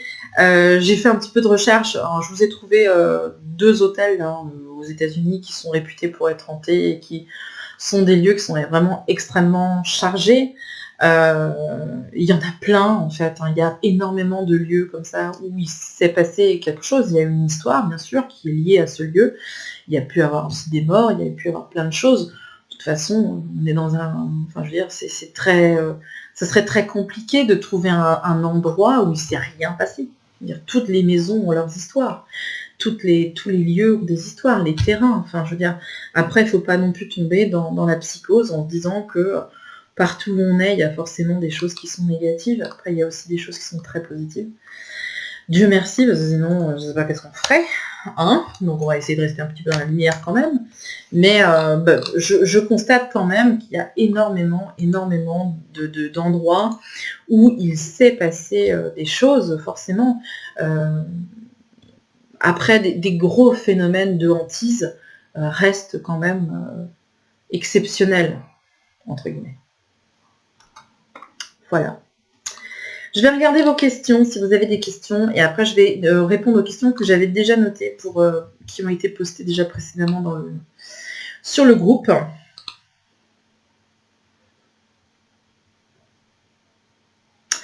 JP. Les médiums débutants qui utilisent la Ouija comme outil de travail. Bah, j'ai envie de te dire, chacun voit mieux. Je comprends pas bien. Pourquoi tu ferais de la Ouija si t'es médium? Pourquoi je comprends pas. J'ai pas compris. Est-ce que le phénomène psychique peut être une odeur? Oui, pourquoi pas. C'est-à-dire que si tu as un phénomène de clairsentience, ou quelque chose que tu ressens, tu peux très bien avoir une sensation où tu n'es pas bien, où tu as une douleur, etc. Mais c'est ta clairsentience. Ce n'est pas quelque chose qui va être donné à tous les habitants, mais juste à une personne. Donc oui, tout à fait. Comment faire la différence entre médium à effet physique ou présence? J'ai pas compris. J'ai pas compris. J'ai pas compris ta question, John. Il faudrait que tu reformules. S'il te plaît. Mais je vais te laisser le temps, t'inquiète. Est-ce que je connais le château de Fougeray? Oui, Marie-Lise, je connais le château de Fougeray, mais je n'ai jamais été personnellement au château de Fougeray, donc je ne pourrais pas donner un avis positif ou négatif sur ce lieu. Après, je t'encourage à te faire ta propre expérience, surtout, parce que ça c'est important. Mais il y a aussi une vidéo assez intéressante sur Fougeray que j'essaierai de mettre sur le groupe coaching, et je vous laisserai faire votre propre avis. Ça, c'est surtout très important. Et d'ailleurs, je crois que c'est Christelle qui est sur le groupe, qui a été à Fougeray il y a quelques temps, quelques années, je ne sais plus. Je vais répondre à la question qui avait été posée par Fabrice, qui me demandait comment faire la différence entre croire qu'il y a quelque chose dans les lieux et constater une présence, une mémoire. Alors effectivement, entre ce que les gens pensent et la réalité, c'est ce que je disais tout à l'heure, il y a souvent un delta. C'est pas forcément... le professionnel ne va pas forcément venir, je dirais, valider les impressions des uns et des autres. On peut très bien avoir des sensations qui sont aussi faussées par notre état émotionnel, notre état de l'instant, notre humeur. Enfin, il y a énormément de choses qui viennent souvent en confrontation de ce qu'on croit. Des fois, on croit, on est persuadé qu'il y a quelque chose, et puis en fait, il n'y a rien. C'est un petit peu quand on fait aussi des ressentis de lieu. Hein. Les gens, ils vont partir dans des trucs, des fois... ils vont avoir l'impression, ils vont être persuadés que c'est ça, et puis en fait, c'est pas ça. Donc au final, si tu veux vraiment être sûr, tu fais une analyse énergétique de lieu avec un professionnel qui viendra confirmer ou non s'il y a des entités ou pas sur un lieu. Tu peux aussi avoir des lieux qui sont chargés d'histoire, mais qui sont extrêmement positifs, où il n'y a rien de négatif pour le coup. Il y a quelques années, on avait été visiter avec ma famille le château de Puy-Martin, qui était réputé pour être hanté. Au final, c'est un lieu qui est extrêmement agréable. Il n'y a rien de négatif et c'est vraiment très plaisant. C'est un château qui a été vraiment très très bien restauré, très très bien rénové, qui est bien entretenu, qui est très agréable à la visite. Donc bah, si vous n'êtes pas loin et que si vous avez envie d'être un peu curieux d'aller voir, allez-y. Mais tu vois, pour le coup, c'est un château, oui, il a une histoire, oui. Est-ce que c'est négatif? Non. Donc pour être sûr, c'est vrai que au final, il faut mieux faire appel à quelqu'un qui s'y connaît dans ce domaine-là plutôt que de laisser le mental et le fantasme aussi, pourquoi pas, prendre le dessus sur beaucoup de choses. Soso qui m'avait aussi demandé, lorsqu'une personne décède, est-ce qu'elle voit son lieu de vie comme elle l'a connu autrefois? Alors en fait, là, tu as deux possibilités pour le coup. C'est-à-dire que très souvent, une personne qui s'est malheureusement suicidée dans un lieu va être comme enfermée dans une espèce d'illusion où elle se verra toujours dans son lieu de vie tel qu'il est et tel qu'il a été, pardon. Tu vois, c'est-à-dire que très souvent, quand tu as un lieu, par exemple, on va prendre un exemple, on va prendre un lieu qui a été habité par une personne qui s'est suicidée dans ce lieu-là, si tu veux, et moi j'y vais parce que j'ai des amis qui ont acheté cette maison. Voilà, on va prendre le truc comme ça. Eh ben, souvent, moi, de ma perception, je vais la voir faire toujours la même chose, en fait.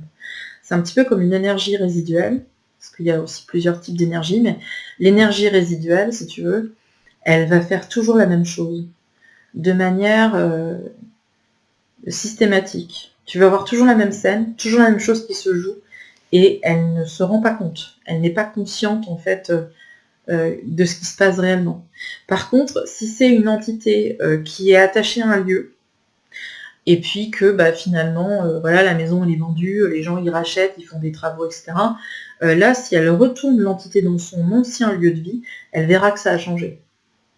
Tu vois, donc une personne qui est suicidée ou qui est coincée un petit peu dans l'énergétique, là, elle va toujours vivre la même chose, donc elle va avoir l'impression que sa maison n'a pas changé. Et si c'est une personne qui est décédée, mais qui est passée de l'autre côté, que tout va bien et qu'elle revient de temps en temps, elle verra effectivement qu'il y a eu des changements. De mon point de vue. Hein. Après, peut-être que d'autres médiums diront différemment, mais en tout cas, moi, c'est ma vérité à moi. Question de Sabine. Alors, j'ai un petit peu remasterisé ta question, Sabine, parce que je n'avais pas compris. J'avais pas tout compris.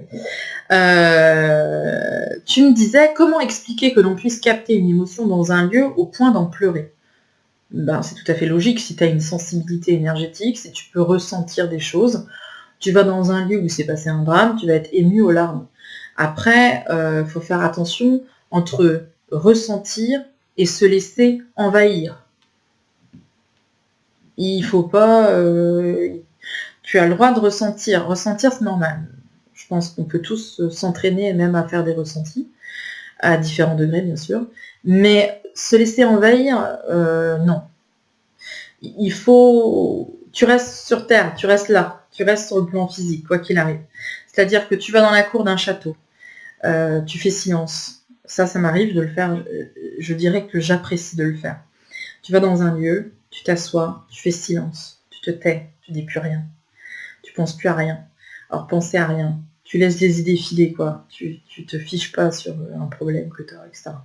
Tu essaies de te faire silence dans ta tête et tu vas essayer de capter ton attention sur quelque chose qui est là depuis très longtemps. En tout cas, moi, c'est comme ça que je fais. Donc souvent, je me concentre sur une pierre, ou sur une porte, ou sur, je sais pas moi, un calvaire, tu vois, quelque chose qui est là depuis très longtemps. Je sais qu'il a une histoire, il y a quelque chose. Et là, je vais essayer d'écouter ce qu'il me raconte. Ni plus ni moins, c'est ça. Donc je vais commencer à voir au début, on a l'impression que c'est un petit peu comme les chaînes cryptées sur Canal+. Et au fur et à mesure, plus tu te concentres et plus tu vas capter des choses. Au début, ça peut partir de rien. Tu pars toujours de rien d'ailleurs. La première image que tu vois, c'est un truc, tu te dis, ouais d'accord, pourquoi on me montre ça? Quel exemple je vais te donner? T'as un fil rouge aussi souvent dans ton ressenti. C'est-à-dire que, tu vois, là, j'ai été il y a quelques temps, puisque c'était avant le confinement. C'était avant le confinement, donc ça devait être février. J'ai été dans une maison où il y avait un puits. Il y avait un puits au milieu de la cour, et du coup, j'ai commencé par le puits. C'est-à-dire que je me suis assise, en fait, je me suis un petit peu accoudée sur le puits. Et j'ai regardé les chaînes, en fait, tu vois, qui étaient au puits. Bon, j'avais rien avec les chaînes, ça voulait pas me parler. Alors du coup, j'ai fait le tour du puits. Je pense que la dame, elle a dû a pété un plomb, elle va se filer dans le puits. Je vous rassure, madame, tout va bien. Mais je me suis concentrée sur une pierre. Et là, bah, ça y est, quoi. J'ai commencé à avoir une petite fille dans la cour. Et c'est comme si je la suivais. Je bougeais pas, hein, j'étais statique. Mais c'est comme si je la suivais, qu'elle me montrait ce qui s'était passé, qu'est-ce qu'il y avait eu, etc. C'était comme si elle me racontait une histoire. Tu vois. Donc on part d'un lieu, de quelque chose comme ça. Mais par contre, on ne se laisse pas complètement déborder. T'imagines, je fais une crise de démence en plein milieu de la cour devant le puits. Et je me saute dedans. Donc il faut faire attention. Ressentir, oui. Se laisser envahir, non. Alors après, c'est possible que tu puisses être perturbé si les énergies du lieu sont bien plus fortes que toi. Et du coup, bah, tu vas pas te sentir très bien dans ce lieu-là, tu vas pas être à l'aise. Là, il vaut mieux pas insister. C'est pas la peine. C'est que bah, voilà, t'es pas sur la même vibration que le lieu et du coup, bah, il te va pas du tout. Ça, c'est quand tu le dis, ah bah dis donc, moi je sais pas pourquoi, mais j'aime pas du tout leur maison. Eh ben heureusement c'est la leur et pas la tienne. Donc voilà, et puis après ça peut être aussi donc soit une incompatibilité avec le lieu, les vibrations, les énergies du lieu, soit tu peux aussi toi-même avoir une défaillance énergétique ou un problème énergétique qui fait que, boum, ça rentre en confrontation avec ton problème et ça l'amplifie. Ça peut être une possibilité. Ensuite, il y avait Sophie. Alors Sophie, tu m'avais demandé, j'aimerais que tu nous racontes tes expériences. Bah, c'est qu'est-ce que je fais. Qu'est-ce qui t'a donné envie de nettoyer des lieux? Bah, quand j'ai vu qu'il y avait autant de personnes qui avaient des problèmes dans leur maison et dans leur lieu de vie, ça m'a quand même donné envie de faire quelque chose. Et puis je te dirais que j'ai tellement été confrontée à des problèmes de hantise et d'entité, etc., moi personnellement dans ma vie perso, que je me suis longtemps demandé s'il y avait une possibilité de faire quelque chose. Et quand je me suis rendu compte qu'il y avait des possibilités, je me suis dit, oh purée, alors si on peut le faire, il faut y aller. Au fur et à mesure de tes expériences, as-tu changé tes techniques, tes façons de procéder? Absolument, Sophie, parce que tu sais, quand tu fais quelque chose à 20 ans, à 30 ans, à 40 ans et à 50 ans, au final, c'est plus du tout la même chose. Et puis, je dirais que la technique, tu peux savoir faire un nettoyage de lieu, par exemple. Tu peux très bien savoir le faire en théorie. Sauf que sur place, tu ne sais jamais trop qu'est-ce que ça va donner et comment tu vas travailler. Parce que tu peux très vite avoir besoin de changer, même si tu as une trame. C'est vrai que je fais souvent toujours la même chose, en fait. Je ritualise énormément mes travaux, donc je fais souvent toujours la même chose, avec toujours les mêmes bases, dans le même ordre, etc., pour être sûr de rien oublier. Et ça marche comme ça, donc il n'y a pas de raison. Mais c'est vrai que selon le cas, selon la problématique que je vais rencontrer, bah, il y a des fois où je suis obligée de changer. Bah, je fais ça, bah, aujourd'hui je ne ferai pas ça. Voilà, je vais faire différemment. Mais après, c'est vrai que ce qui est rassurant, je trouve, c'est de se dire qu'il y a des solutions, quoi. Il n'y a rien qui est jamais perdu. Hein. C'est très rare. Enfin, en tout cas, je vais toucher du bois. Mais j'ai pas rencontré de lieu où j'ai dit bah non, si ça m'est arrivé de pas faire. Si je fais pas, c'est que je le sens pas ou que mes énergies sur l'instant sont pas bonnes ou que le lieu en lui-même c'est pas bon ou que bah, la personne elle fait de l'écriture automatique mais bon elle te demande toutes les semaines de nettoyer son lieu. Enfin voilà, moi je fais pas ce genre de choses. Ou alors il y a quelque chose de vraiment... les gens t'appellent pour un problème énergétique, donc c'est-à-dire qu'ils ont besoin de toi pour nettoyer un lieu, et tu leur dis, en fait, pour nettoyer le lieu, je vais avoir un problème. Quelle est-il, Elisabeth? En fait, j'ai 2 entités qui sont présentes, elles ne veulent pas partir. Donc pour bien faire, il faudrait faire un passage d'âme. Et là, les gens, ils disent, ah non, on va pas faire. Bon, voilà quoi. C'est-à-dire que selon les cas, c'est vraiment cas par cas pour le coup. Tu peux pas forcer les gens à faire des choses qu'ils ont envie de faire. Et puis en même temps, si c'est pour que eux derrière refassent des bêtises ou refassent des travaux ou refassent du spiritisme le samedi soir avec les copains à table, ça sert à rien pour le coup. Mais c'est un peu au cas par cas. Après, tu me demandais, y a-t-il eu des fois où tu as demandé de l'aide à d'autres collègues pour nettoyer des lieux? Alors, il y a aussi, c'est vrai, c'est Christophe qui disait tout à l'heure qu'il pouvait y avoir des raisons géobiologiques. Alors, disons qu'il peut y avoir des facteurs géobiologiques, c'est-à-dire dans le sol, qui peuvent effectivement favoriser la présence d'entités. Ça, c'est possible. Mais idem, en géobiologie, on peut trouver des solutions. Donc souvent, quand il y a un problème dans une maison, mais qui est lié aux facteurs de géobiologie, qui viennent en tout cas alimenter le lieu suffisamment pour que l'entité puisse se remplir d'énergie, c'est toujours le même problème, le même principe, eh ben là je vais conseiller à la personne de faire une analyse avec un géobiologue pour essayer de comprendre ce qui se passe dans le sol. C'est-à-dire que moi, je ne suis pas géobiologue. Quand je fais des relevés comme ça au niveau de la radiesthésie, je regarde un petit peu ce qui se passe. Maintenant, si on parle de réseau Hartmann, si on parle de fausses, d'eau stagnante, de choses comme ça, on va essayer de résoudre un maximum de problèmes, mais s'il y a trop de facteurs géobiologiques, on va faire appel à un géobiologue. Effectivement, oui, il ne faut pas hésiter des fois à passer la main. Delphine, comment bien faire la différence de ressenti et présence énergétique? Ça, j'en ai parlé. J'en ai parlé tout à l'heure. Comment identifier à coup sûr une entité non humaine? Alors ça, j'ai pas trop compris ce que tu as voulu me dire. C'est-à-dire que tu parlais d'entité négative ou d'identité du bas astral ou des choses comme ça. Je pense que c'est de ça que tu parles. Quand tu as affaire à des entités du bas astral, en tout cas pour moi aujourd'hui, mais ça c'est l'expérience, je pense, qui parle, mais quand j'ai une entité qui n'est pas, qui est issue, on va dire, du bas astral, je sens tout de suite, par résonance, qu'il y a un truc qui va pas.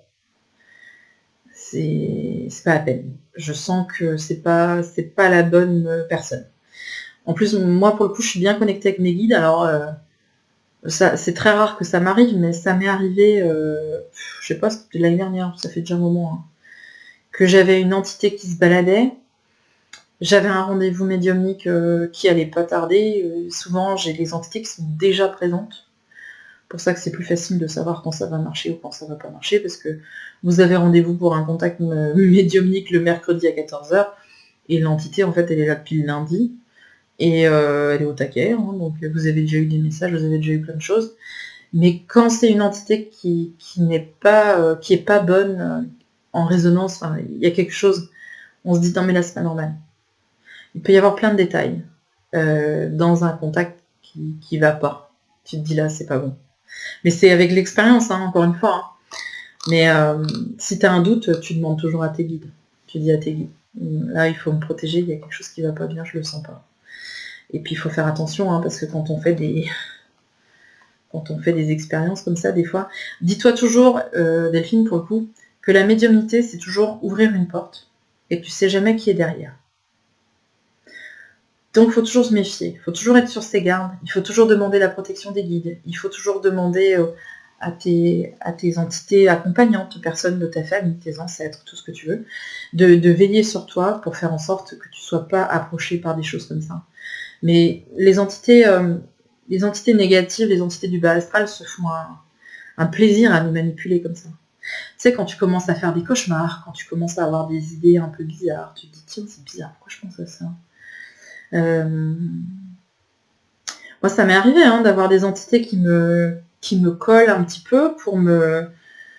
Ça fait très longtemps maintenant, mais ça m'est arrivé d'avoir des idées, par exemple, tu sais, je sais pas, tu te dis tiens, je vais avoir un accident.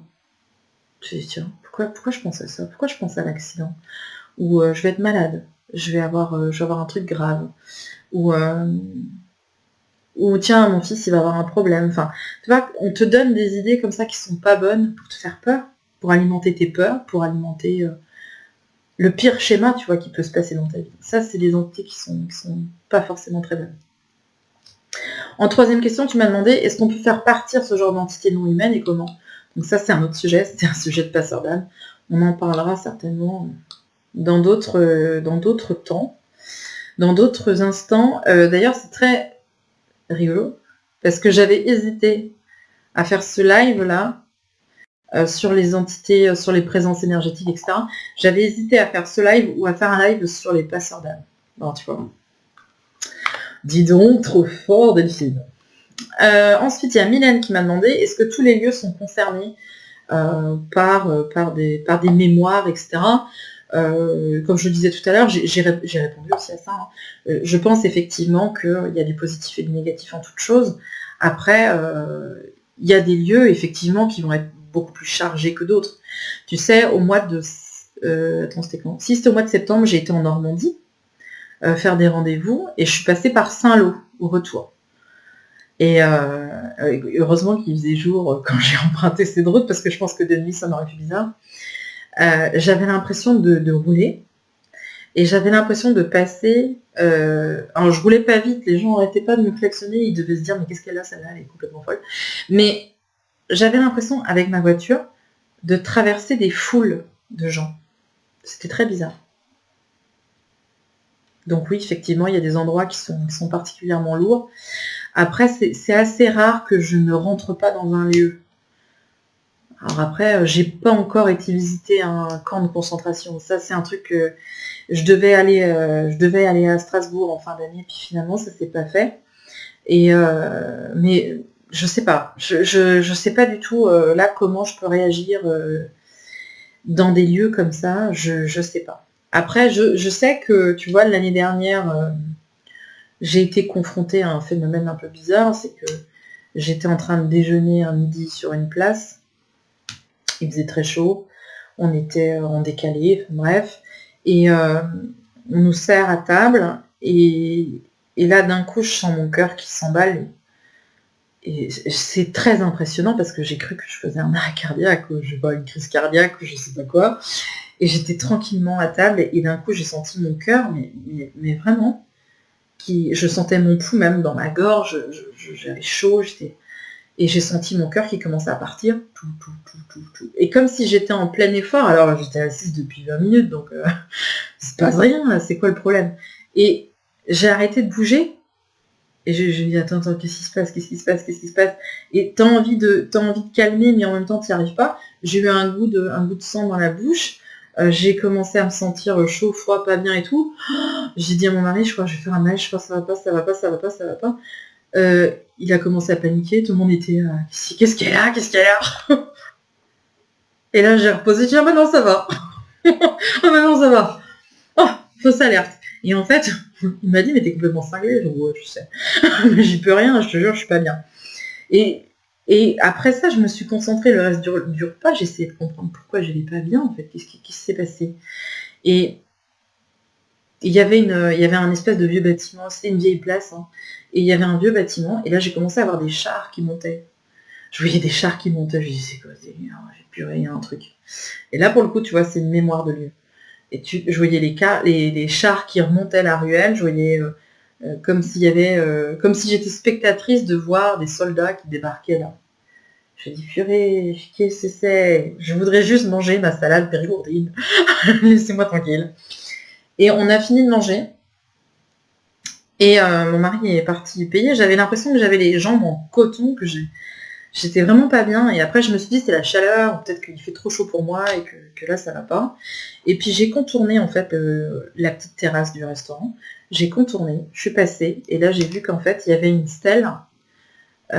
C'était marqué hommage aux personnes, je sais plus, il y a une dizaine de personnes qui se sont fait fusiller là par les Allemands dans les années en 44, en 45, et il y avait le nom des personnes, et donc je suis restée lire les noms, et puis à un moment donné j'en ai lu un, et clac, j'ai eu la vision de ce monsieur qui se faisait, le cœur qui repartait, et puis la vision du monsieur qui se faisait tirer dessus. Donc je pense qu'on essayait de me montrer ça. Tu vois, ça c'est le côté du truc, quand t'es médium, ben tu choisis pas le moment. C'est maintenant. Boum, ça te tombe dessus, t'as l'impression que tu vas mourir, et puis en fait, ah ben non. C'est bon, vous inquiétez pas, on peut y aller, c'est bon, je suis pas morte. Mais c'est vrai que ça peut être hallucinant, mais il y a aussi des lieux qui sont fort heureusement très très positifs et qui dégagent, qui rayonnent positivement. Edwige, avant d'aller dans un lieu, alors celle-là j'étais obligée de lire 3 fois cette question parce que j'avais pas compris. Avant d'aller dans un lieu, as-tu des signes que celui-ci va être chargé d'entités qui feraient appel à toi? Alors, ça m'arrive, mais souvent c'est mon guide qui me dit là, tiens, mets ou prends tes pierres, ou tiens, est-ce que tu as pris ton petit pendentif, est-ce que tu as pris ta médaille, est-ce que tu as pris ça. Là, Elisabeth, il faut que tu fasses ça. Tu vois, c'est plus dans ce sens-là. Ça m'arrive aussi quand j'ai des rendez-vous avec des personnes qui ont des entités sur elles, ou des personnes qui ont de la magie noire, des choses comme ça. Très souvent, on vient me donner le message avant en me disant, tiens, Elisabeth, hey, fais ça pour moi. Oh, ok. Ok. Betty, peut-on mentalement se dire, je ne veux pas voir d'entité, je ne suis pas prête pour les voir, je ne veux pas. Effectivement, Betty, c'est vrai, c'est souvent le premier conseil que je donne aux personnes qui ont des problèmes avec des entités, c'est que, forcément, si tu n'as pas envie de les voir, tu leur dis, stop, je n'ai pas envie. Je n'ai pas envie. Je veux pas, j'ai pas envie. Je veux pas voir, je veux pas entendre, laissez-moi tranquille. Il y a de fortes chances, effectivement, que ça s'arrête. Tu as tout à fait raison. Je reprends un petit peu sur le live, parce que vous avez aussi posé beaucoup de questions sur le live, et j'étais dans mon truc, alors j'ai pas fait très attention. Excusez-moi. Christelle, le pendule peut-il être utile pour connaître les énergies du lieu? Bah oui, tout à fait. Tu peux faire une analyse énergétique avec ton pendule. Tu as toutes les plaquettes de radiesthésie qui sont normalement présentes dans les fichiers du groupe. Sarah, comment savoir si on est médium ou si on est victime d'entité? Ah bah quand tu es victime d'entité, ma cocotte, tu t'en rends très très vite compte. Oui. Quand tu es médium, c'est pas compliqué, hein, être médium. C'est que quand tu vas dans les lieux, tu as des informations qui te viennent, tu croises des gens, tu vas au restaurant. Tiens, je te fais un test. Faire un test. Test pour savoir si tu es médium. Tu es au restaurant avec ton chéri. Tu passes un bon moment, c'est super, c'est génial, c'est cool. Tout va bien. Tu es tranquillement installé, et puis d'un coup, tu vas regarder la dame qui est à côté. Tu vas dire, tiens, elle. Et puis là, on va venir te dire dans ton oreillette, eh ben elle, tu vois, elle a perdu sa mère il y a 3 mois. Elle a des problèmes avec sa fille. Et puis en ce moment, il y a une dame qui s'appelle Anne-Marie qui travaille avec elle et qui l'emmerde un peu au boulot. Ok, donc tu vas changer d'angle de vision, tu vas capter un autre regard, paf, tu vas capter le regard du monsieur qui est là-bas. Et puis tu vas voir que le monsieur, en fait, il est en train de manger avec sa femme, mais que juste avant, il était en train de coucher avec sa maîtresse dans un hôtel. Boum. Et puis après, tu vas changer de regard. Oh, puis tiens, il y a la serveuse qui arrive. Et la serveuse, tu te rends compte qu'en fait, elle est en dépression, que ça fait 3 mois qu'elle va pas bien, et qu'elle a des idées suicidaires, et que tu sais que ça va pas bien du tout. Et puis après, tu vas voir une petite fille, et puis tu vas voir que la petite fille, en fait, elle est harcelée à l'école, qu'elle a un problème avec une petite fille qui s'appelle Jeanne, et puis que... Voilà, c'est ça être médium. Être médium, c'est avoir la capacité de recevoir des informations dont tu ne connais absolument pas la provenance. C'est des trucs qu'on te donne comme ça. Tiens, voilà, cadeau. D'avoir la capacité de lire dans les gens, de savoir s'ils te disent la vérité ou s'ils te mentent. La capacité d'être à l'écoute de tout ce que tu peux ressentir, sentir. C'est sentir un lieu, sentir un historique. Tu vois, j'ai fait l'exercice là tout à l'heure. Je vous ai lancé un exercice il y a une semaine. Je vous donnerai la réponse demain. Mais c'est ça en fait, c'est de réussir à capter des choses en permanence. Tu ne demandes rien, tu demandes rien du tout. Et tu as comme ça accès à toute une foule d'informations. C'est intéressant et en même temps ça fait peur parce que tu peux voir des choses que tu n'as pas demandé. Et quand tu es victime d'une entité, écoute, c'est pas compliqué, elle te lâche plus, tu es tout le temps fatigué, elle essaie de t'étrangler à 3h du matin, c'est un peu chiant. Ça peut aller jusqu'à des attouchements sexuels, ça c'est déjà vu. Des pensées obsessionnelles, des pensées morbides, avoir envie de se suicider, des choses comme ça. Tu vois, c'est assez différent, je trouve, pour le coup. Il y a... Alors attends, John, justement, il y a des médiums ou personnes qui ont des facultés parapsychologiques. Comment faire la différence? C'est qu'est-ce que je viens de dire? Comment faire la différence entre leurs émotions qui ont un impact physique et la présence d'un défunt? Alors, c'est là où le discernement, tu vois, est quand même hyper important. C'est-à-dire qu'à partir du moment où tu as quelque chose qui ne va pas, il faut tout de suite que tu te poses la question, attends, stop. Qu'est-ce que c'est? Pourquoi je suis comme ça? Qu'est-ce qui m'arrive? Tu vois, quand j'ai eu ce problème de cœur là, en plein milieu du repas, jusqu'à ce que je vois la stèle de l'autre côté, j'avais pas capté que ça pouvait être un ressenti. Il faut vraiment analyser, il faut vraiment pousser. Si tu as un ressenti dans un lieu, tu rentres chez toi, tu fais une recherche sur Internet pour savoir qu'est-ce qui s'est passé, pourquoi, comment. Il faut vraiment être dans une recherche. C'est pour ça que je dis souvent que c'est une recherche permanente, mais c'est vrai pour le coup. Il t'arrive quelque chose, il faut que tu sois tout de suite dans l'analyse en te disant attends. Qu'est-ce qui s'est passé? Qui, quoi, pourquoi, comment, je démystifie. Est-ce que c'est moi? Est-ce que je suis malade? Est-ce que j'ai un problème? Oui, non, ok. Et si c'est pas ça, qu'est-ce que c'est? C'est pour ça qu'il faut vraiment être intelligent, pour le coup, quand il vous arrive quelque chose. Être dans la recherche et toujours se baser sur ce qui est factuel. Si c'est pas factuel, c'est pas la peine. Il y a peut-être autre chose derrière, mais si c'est un fait isolé, c'est pas forcément une vérité.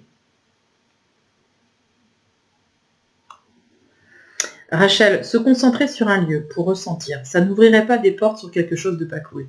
Mais Rachel, la médiumnité, c'est pas cool. La médiumnité, c'est pas cool. Si tu crois que tous tes ressentis seront positifs, tu te gourres, ça sera jamais positif à 100%, c'est pas vrai. La polarité existe dans toute chose. Tu auras toujours du positif et tu auras toujours du négatif.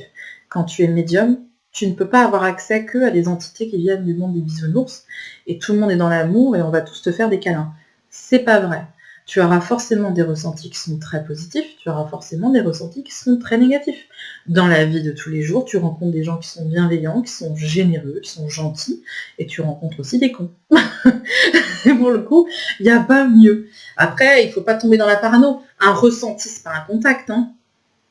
Un ressenti, ressentir un lieu, c'est pas un contact médiumnique. Hein. Ce sont deux choses différentes. C'est juste un ressenti. Après, si toi, ça te rassure de te protéger, etc., tu peux très bien te protéger, demander à tes guides, pourquoi pas, mais il ne faut pas te confondre. Un ressenti, c'est pas une connexion, c'est pas un contact médiumnique, c'est important. Faut pas te confondre. Comment peut-on refuser un passage d'âme? Ben, c'est pas forcément ton rôle. Quelqu'un qui est... Je vais te prendre un exemple, hein, parce que souvent les gens ont du mal à saisir ça, mais regarde, quelqu'un qui est cuisinier, quelqu'un qui a un restaurant, il va pas faire à manger pour toute la planète tous les jours. On est d'accord. C'est pas possible. C'est pas entendable. C'est pas gérable.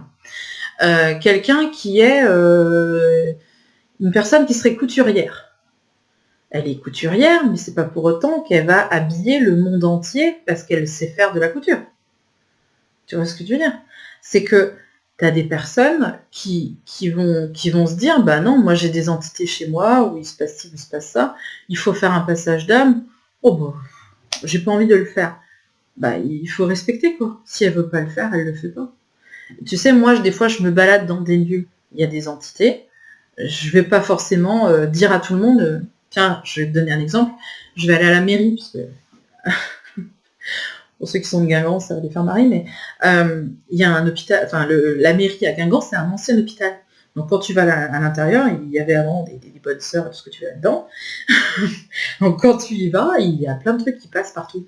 Moi, quand je vais à la mairie à Guingamp, je vais pas y arriver, je vais pas y aller avec mes bougies ma craie pour dessiner un pentacle sur le mur et mes bougies en disant à tout le monde, hé là, 2 secondes, je fais un passage d'âme. Ok, t'es pas forcément missionné non plus pour faire ça. Non, on fait pas ça. Et puis, bah écoute, les gens n'ont pas envie de le faire, bah ils le font pas. C'est pas gênant. Si ça devient vraiment problématique et qu'au final, les gens ne peuvent plus cohabiter, bah là, peut-être qu'ils reviendront, mais je pense que, tu vois, chacun son chemin, quoi. Enfin, moi, je vois ça comme ça. Chacun son chemin. Carole, est-ce que certains héritages familiales émotionnels peuvent parfois être une sorte de hantise entre eux? Non, pas du tout. En fait, l'héritage émotionnel ou quelque chose qui est transgénérationnel, là, c'est carrément autre chose. C'est pas, pour moi, ça n'a rien à voir. D'accord? C'est-à-dire que tu as des gens comme ça, hein, l'arrière-grand-père, il avait un problème, donc le grand-père aussi, donc le papa aussi, donc le petit-fils aussi. Ça, c'est un problème qui c'est autre chose pour moi qui n'a rien à voir. Là, on peut faire effectivement ce qu'on appelle des constellations familiales pour essayer de comprendre ça, mais ça n'a rien à voir. Non, là, tu es parti loin. À mon sens, bien sûr, j'insiste. Est-ce que lorsque nous avons 2 guides, c'est pour être mieux protégé? Non, pas du tout. Non, tu peux même en avoir 10, tu ne seras pas forcément plus protégé. Plus tu as une mission de vie qui est importante, si on suit cette logique, plus notre mission de vie est importante, plus on a besoin d'être aidé, épaulé, et plus nous avons de guides. Mais tu peux très bien avoir un guide très efficace qui va t'apprendre à te protéger et qui va te guider dans cet apprentissage-là, et tu peux très bien avoir 10 guides qui sont pas du tout là-dedans. Tu vois, donc ça n'a rien à voir, pour le coup. Enfin, de mon point de vue, ça n'a rien à voir. Christelle, ce que tu captes n'est que du négatif quand tu es médium. Non, pas du tout, tu captes aussi des choses sympas. C'est ce que je dis, il y a du positif et du négatif dans toute chose. Donc tu peux très bien être en contact avec une personne que tu rencontres comme ça dans la rue, que tu croises ou que tu vois à un dîner et que tu te dis tiens, elle est super gentille, quoi. Ça se voit sur elle, il y a quelque chose, elle est gentille, elle rayonne, elle envoie quelque chose. J'ai une dame qui est venue me voir hier, je sais que cette dame est profondément gentille. On me le dit, je le vois sur elle, je la sens comme une énergie qui est très très positive, qui est très agréable. On a envie de rester avec elle, on a envie de passer du temps, on a envie de la consoler, on a envie de lui apporter plein de choses, parce qu'on sait que cette femme, elle est bienveillante. Et heureusement qu'il n'y a pas que du négatif, parce que je pense que là, on aurait un taux de suicide chez les médiums qui serait juste énorme. Il y a aussi tout un truc qui est sympa, oui, c'est vrai, mais tu peux pas choisir, en fait, tu peux pas filtrer. C'est-à-dire que quand je fais des guidances comme ça, souvent les gens ils me disent ça. Mais est-ce qu'on pourrait avoir que des trucs positifs, Elisabeth? Ah ben non, tu peux pas, non, je t'explique. Je veux bien être médium, mais par contre vous me voyez que du positif, ok? Parce que moi j'aime pas les gens négatifs. Donc que du positif. Ben non. Ben non. C'est pas la carte en fait, hein. C'est que bah, tu prends ce qu'on te donne, voilà. Et puis ben, forcément tu vas croiser des choses intéressantes et qui te nourrissent. C'est comme les rencontres que tu fais dans ta vie, les rencontres que tu fais au travail, etc. Tu as des rencontres qui sont merveilleuses, qui sont... moi sur le groupe coaching, j'ai rencontré des gens à Brocéliande, des choses comme ça, mais qui étaient fabuleux, qui m'ont vraiment apporté plein de choses et qui m'ont fait un bien phénoménal, qui m'ont apporté quelque chose d'énorme dans ma vie et qui m'ont permis, dont je suis fière aujourd'hui. Je suis très fière aujourd'hui de certaines personnes qui se sont lancées, qui ont réussi à faire des choses, etc. C'est formidable. Et puis, ben, bien sûr, il y a des choses, il y a des personnes qui me laissent des souvenirs un peu moins positifs, mais c'est pas à la carte, quoi. Quand t'es médium tout le temps, t'es pas juste médium quand t'as envie de l'être, en fait. C'est ça qui est un petit peu... c'est un petit peu compliqué, mais après, tu as des médiums qui vont te dire si, on est tous dans l'amour et c'est formidable et c'est génial et waouh, c'est cool. Mais en fait, non, c'est pas très très cool. Il y a des fois où c'est vraiment très compliqué d'avoir ces perceptions-là et de vivre avec tous les jours, c'est pas forcément très facile non plus. Et c'est pour ça que c'est important de rester bien ancré avec le discernement, la réflexion, la logique, se baser sur tout ce qui est factuel et puis c'est aussi se baser, être entouré de personnes qui sont aussi bien ancrées. Moi, je pense que ma famille est un point d'ancrage très très fort chez moi. Et ça me permet justement de ne pas m'envoler dans les hautes sphères. Donc voilà. Je vais terminer avec les quelques questions qui ont été posées sous le sujet avec Julie, qui me parlait d'une émission qui avait été tournée dans les années 80 sur un fantôme qui hanterait le château de Vos. Alors figure-toi que je connais très bien cette histoire parce que elle a été médiatisée dans l'émission Mystère, pour ceux qui suivaient Mystère aussi dans les années 80 comme moi. Et figure-toi qu'on avait été en vacances avec mes parents à l'époque dans la région. On avait voulu aller visiter le château de Vos, mais on n'avait pas pu le visiter parce qu'il n'était pas ouvert à la visite tout simplement à ce moment-là. On avait juste fait la balade autour du château. Moi, personnellement, j'étais petite, hein, j'avais peut-être 7 ou 8 ans à l'époque, j'étais vraiment petite. J'ai pas de souvenirs où j'ai vu des choses sortir de trucs comme ça. J'ai pas eu... je me souviens qu'on avait marché autour du château et qu'on avait fait des choses comme ça. Mais voilà, je suis pas rentrée en tout cas dans le château, donc je ne pourrais pas te dire pour le coup, mais j'aurais adoré le visiter, ça c'est sûr. Elisa, j'ai toujours entendu dire que les murs d'un lieu absorbaient ou gardaient en mémoire. Donc ça, c'est ce qu'on a dit tout à l'heure. Donc pour le coup, je crois que je t'ai largement répondu. Laurence m'a demandé aussi, un jour, j'ai été à un anniversaire où il y avait plein de gens et en repartant, j'ai dit au revoir. Je me suis sentie oppressée et gênée pour respirer. qu'est-ce que j'ai ressenti? Alors là, je suis pas à ta place, je sais pas du tout ce que tu as ressenti. Et encore une fois, ça peut être des dizaines, de centaines de choses très différentes qui peuvent venir expliquer ce que tu as ressenti. Amandine, je me posais la question, si tous les lieux dans lesquels nous vivons étaient empreints de présence énergétique, en dehors de nos guides et de nos défunts, y a-t-il des lieux plus propices à leur présence? Bah oui, forcément, tu as des présences qui peuvent être favorisées par les habitants eux-mêmes, tu as des présences qui peuvent être favorisées par des critères de géobiologie, comme on disait tout à l'heure. Il y a des lieux aussi qui dégagent plus d'énergie et qui du coup vont être beaucoup plus intéressants pour ces entités-là aussi, évidemment. Donc effectivement, tu peux avoir différents facteurs dans un lieu qui vont favoriser la présence d'une entité. Puisqu'on a besoin d'énergie, c'est toujours la même chose.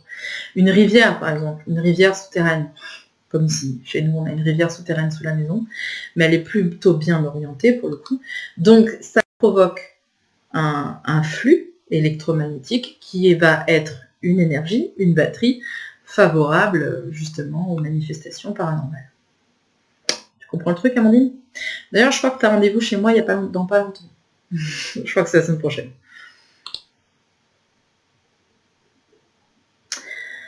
Ensuite, alors c'est ma fameuse personne que j'ai rebaptisée Marie, là c'est beaucoup plus simple. Cela arriverait aussi qu'un passeur d'âme n'arrive pas à le faire passer dans la lumière.